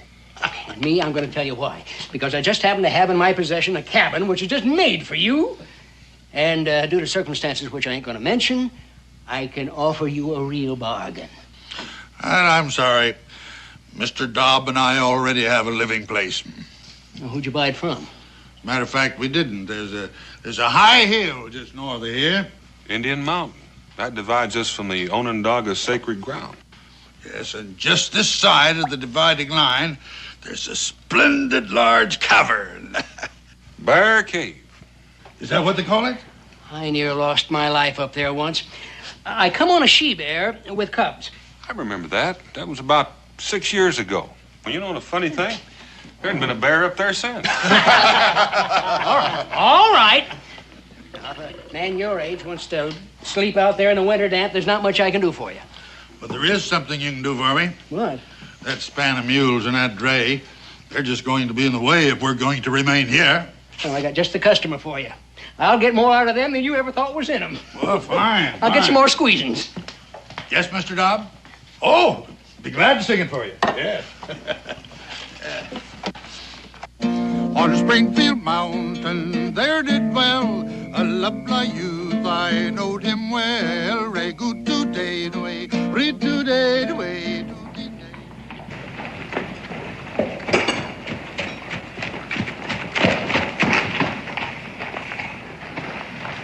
Israel, you better be careful about grabbing those horses' tails. You might get a hold of one sometime and doesn't like it. Yes, Pa. Don't wander off. I won't be too long. If it's all right, I'll just mosey around. I'll find you when it's time to go home. All right, Pa.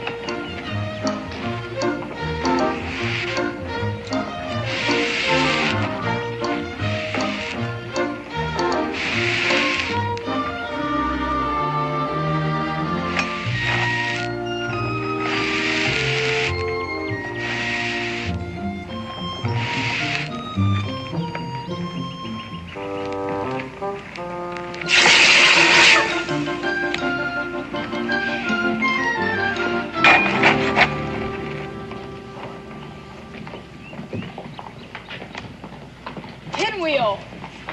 Kick him out! Johnny jumped the fence. O. U. T. Period. That's pretty good mumbly peg. My mother had some pie to do at Cincinnatus' store. She made me come with her. I'm pretty good at it myself. Where do you want to start? Anything before around the horn is girls as far as I'm concerned. I take evens to go first. 1, 2, 3. All right, you go first. Around the horn. Shave the peg. Cut right. And left. Ah, you missed. Oh, I get mad thinking I gotta wait for her until she's done. Around the horn. Everybody's family squabbles sometimes. Not over their own kid. It makes you feel like it's your fault. Lady dives. That puts me one ahead. So far. Hey, how'd you like to help me and Prater Beasley get the bears out of that old cave so him and Mr. Dobbs can live in it? When? Tomorrow. Pinwheel. Oops, I missed. Am I invited? In particular, I promised to tell you. Sure, I'd like to help. Israel, it's time to go. We'll finish this up some other time. Oh, Mr. Boone. Me and Israel are gonna help Prater Beasley get set of the wild bears. No? Do your folks know about it? Papa just said he'd make a man of me. Better ask anyway.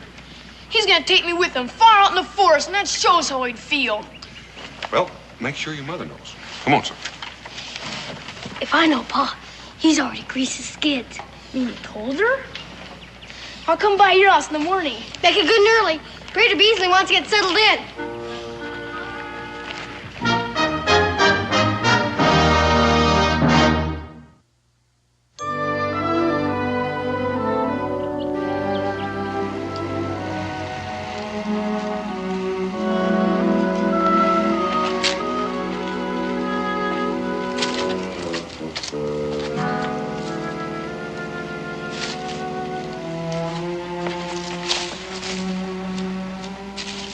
Tread softly, boys.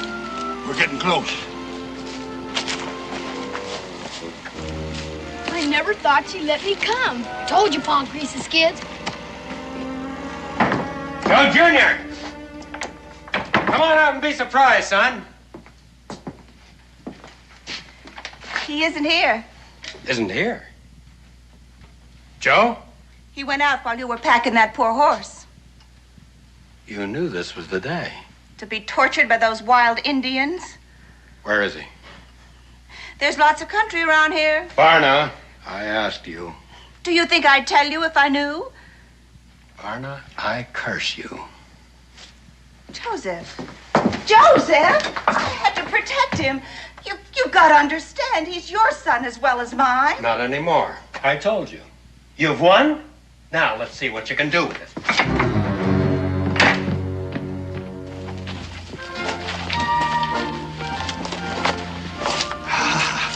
There she lies. How do we shoot them? Oh, it probably won't come to violence, but we'll spy out the land, see what we're up against. You mean we're going inside? Don't even breathe.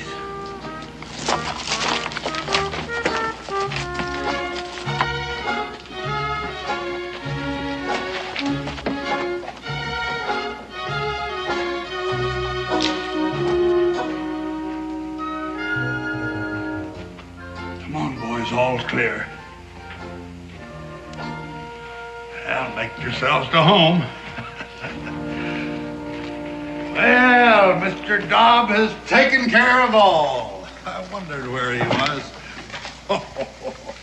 Look at him curled up around that still as if butter wouldn't melt in his mouth.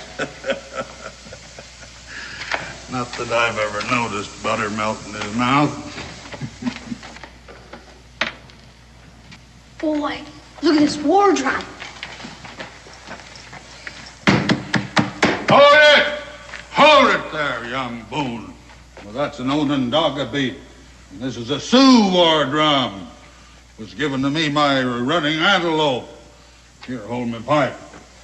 This drum is called Many a Brave to Battle.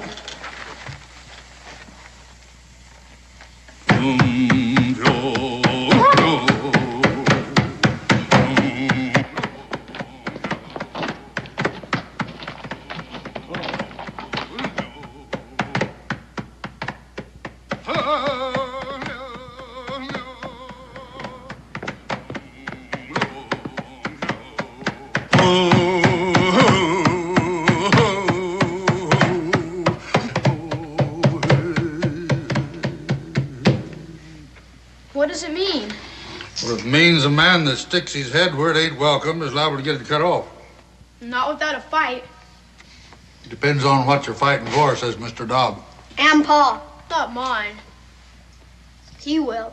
Hammer him until he crawls, no matter who or what. That's all Pop ever knows.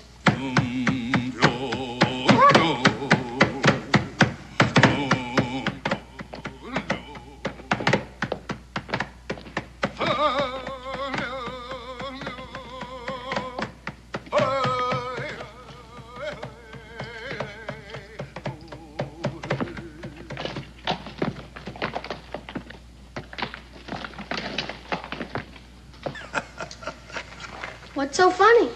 A story just popped into my mind. What kind of story? An Onondaga fairy tale. Do Indians have fairy tales? Sure they do. Yeah, they sugarcoat their lessons to get them understood just like the rest of us. How does it go? Well, sit down, sit down. Make yourself comfortable. Well, as the Onondaga tell it, when pestered by their young, there was a man and his wife lived in the woods by themselves, and they had one boy about you fellas' age, and pretty soon they had another little boy. And after that, why, the mother, she went on to her ancestors. You mean she passed on? Mm-hmm. Well, the little baby stood, about as tall as that finger. There's a picture of him up there.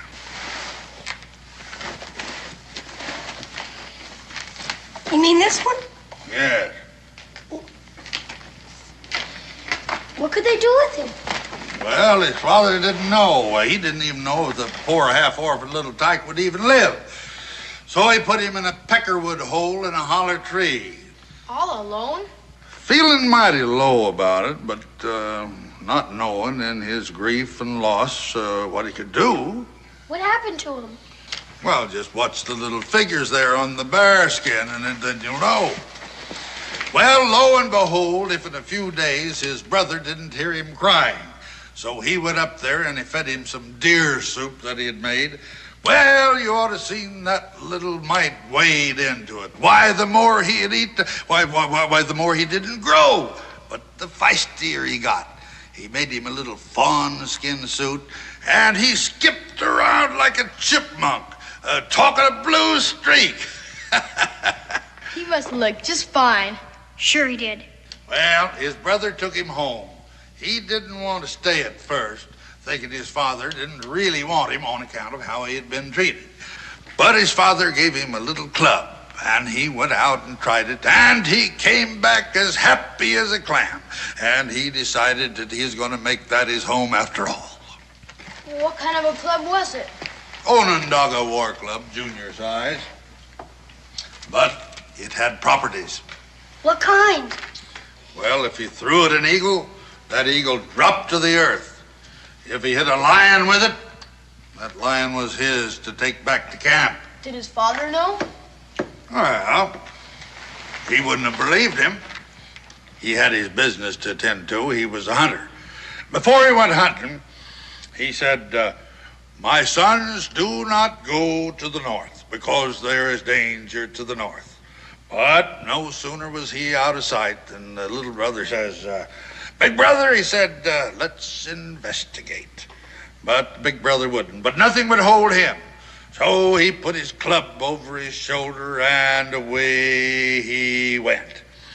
And all at once he heard some fearsome noises saying, little brother comes, we'll kill him now and later his family. They were frogs, as tall as pine trees. But little brother took his magic club and went kerflooey. When he got back, his father was already home. What did he do? And I leave that to your imagination.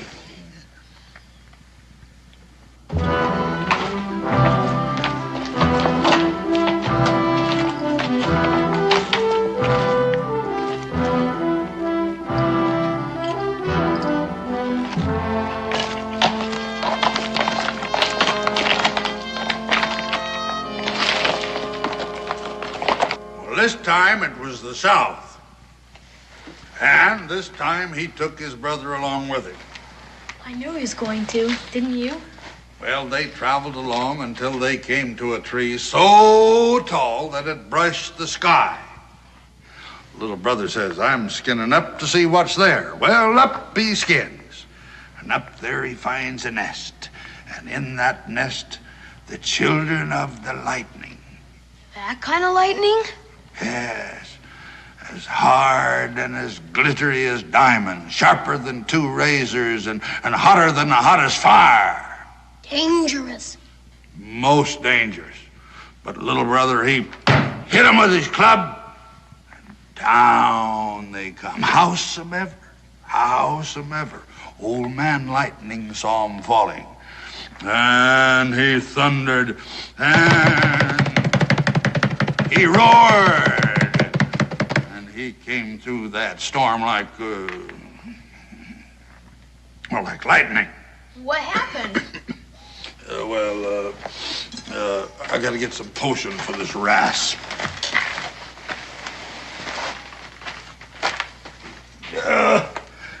Begging your pardon, Mr. Dobb.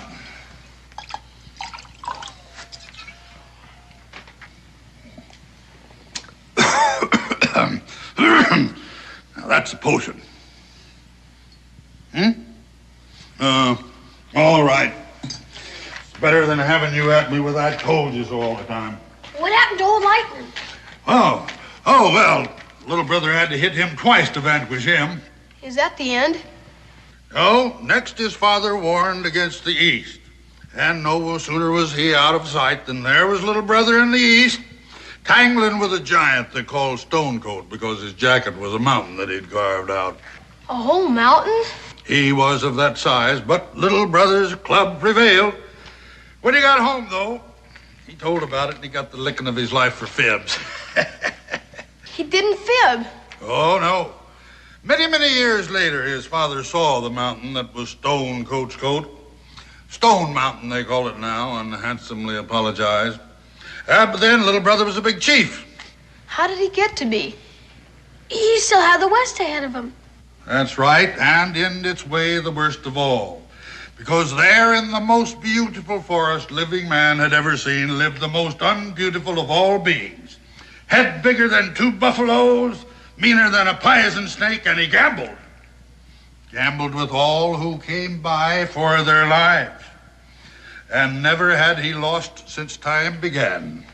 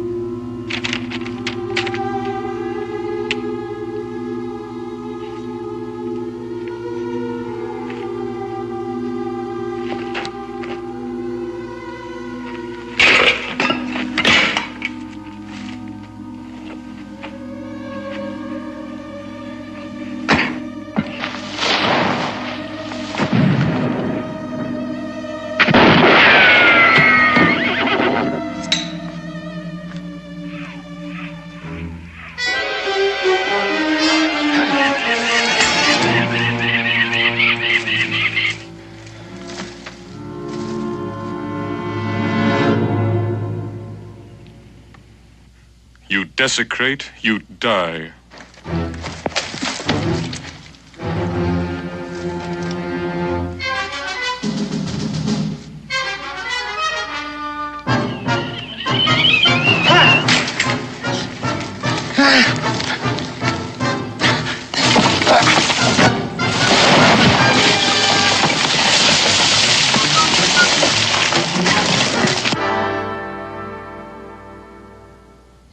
Yeah, well, afterwards, little brother, he let loose all the men that the gambler had there to hold them until he could take their lives. And the prisoners were so happy, they asked little brother to stay on as their chief. And he did. Well, not right away. No. He thought about it this way and that way, and finally he said that he'd be honored if they'd let him bring his relatives. And so they did. And I guess if we could find that forest right now, we'd find all those people living there with little brother. That's a good story. I'd like to have a club like that. Oh, you would? Well. Here we are. It's all yours. Take it along. Thank you very much. Thank you. Thank you. All right, boys, on the way. I got work to do now. Get along. You work? Well, yes. Mr. Dobb here is a great physician, and I mix all of his medicines. Thanks for the story. You're welcome. You don't suppose my club has properties? It has the properties that you find in it.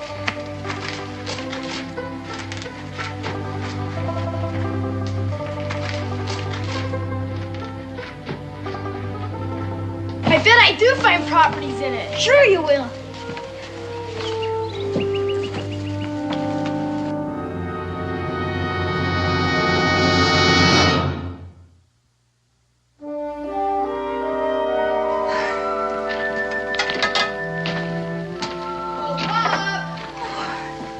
Joe, are you all right?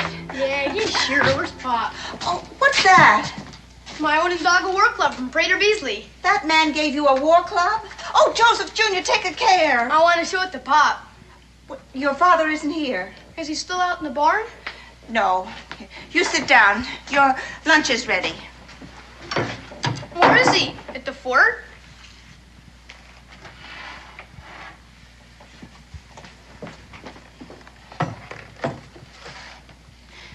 Joe, your father will be away for quite a while. Not on the exploring trip. He promised to take me. Listen, dear. He promised. You wouldn't let him. Joe, it was dangerous. You don't want him to be my pop. But that's nonsense. I was standing right under that window. I heard what he said.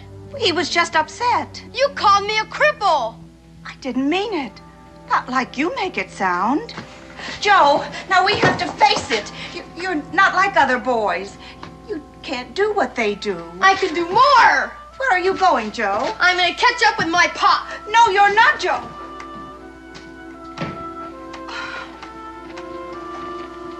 Oh, Joseph.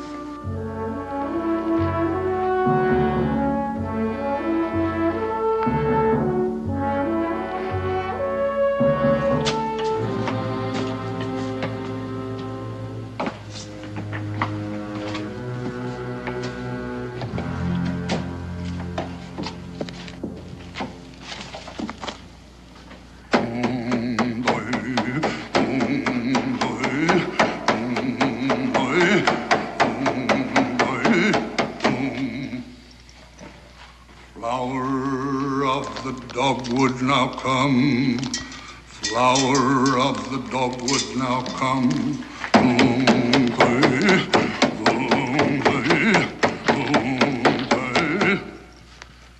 Spirit of the red berry, arise.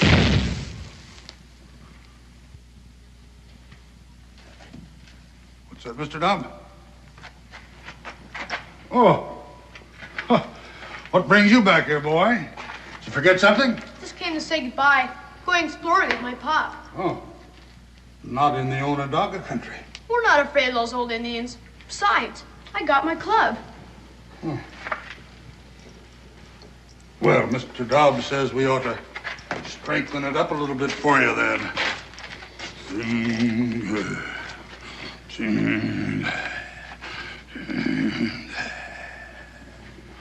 Yeah, that ought to do it. Thanks. Bye, Mr. Beasley. Goodbye, boy. Now take care of yourself. Yeah. I agree with you, Mr. Dobb. We ought to keep an eye on him. No offense to solemn things.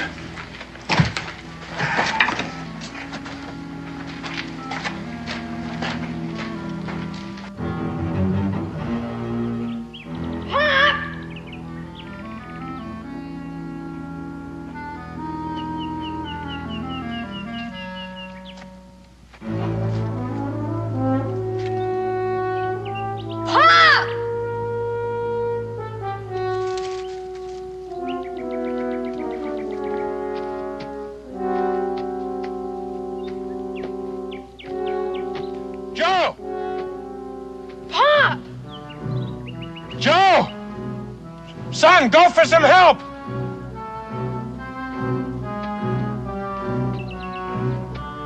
Son, no! Don't try to come down here!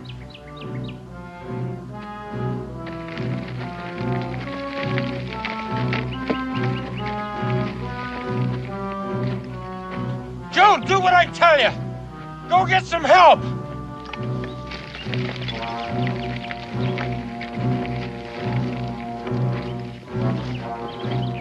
Don't try it!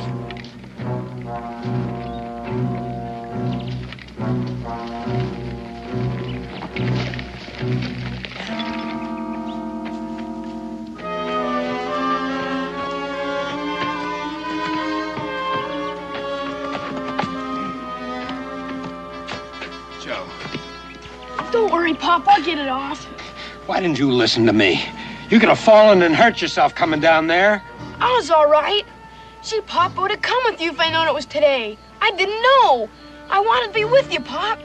All right, never mind, son. Come on, let's try it. Yeah. Again. No. No, it's no use. It's too heavy. You gotta go get somebody. I'm not gonna leave you.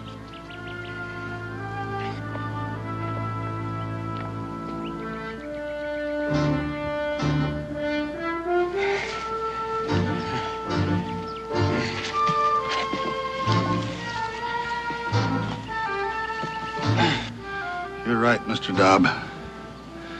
It would be blasphemy to interfere.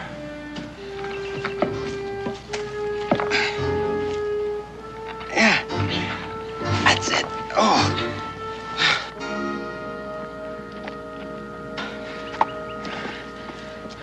All you gotta do now is stand up.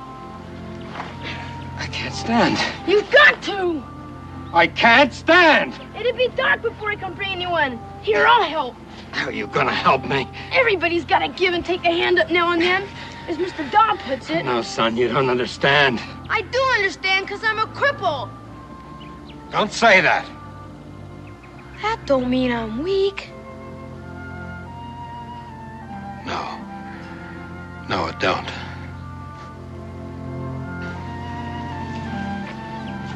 Here, I'll lean on this. You lean on me. Put your hand on my shoulder. Thank you, son. We'll make it between the two of us. Well, maybe I can help. Which leg is it? This one here? Yeah. Well, we'll see to it. Well, you won't need that anymore. We'll leave that for the Onondaga. He'll understand. But you said I'd find great properties in it. Well, you found them. Confidence, friendship, and the courage to know yourself. Now, we'll leave it. Another little brother may find the use for it. Well, come on, let's get aboard. Let me help you here.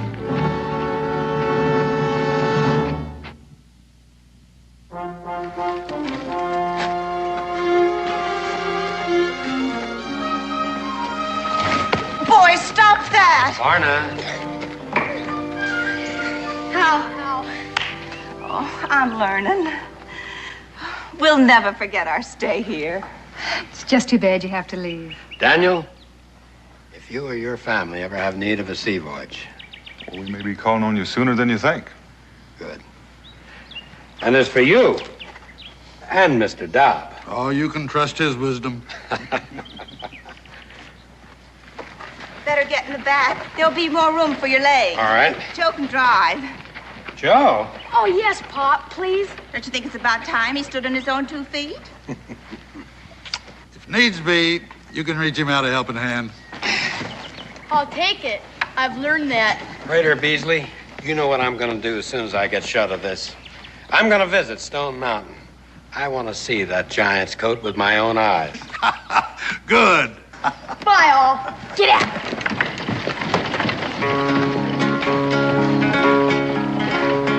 If ever I get married again, it'll be for love, not riches. I'll marry me a girl about 2 feet tall so she can wear my breeches. Her inktum dinktum Terry, her eyes were blue and her cheeks were brown and they called her Devilish Mary.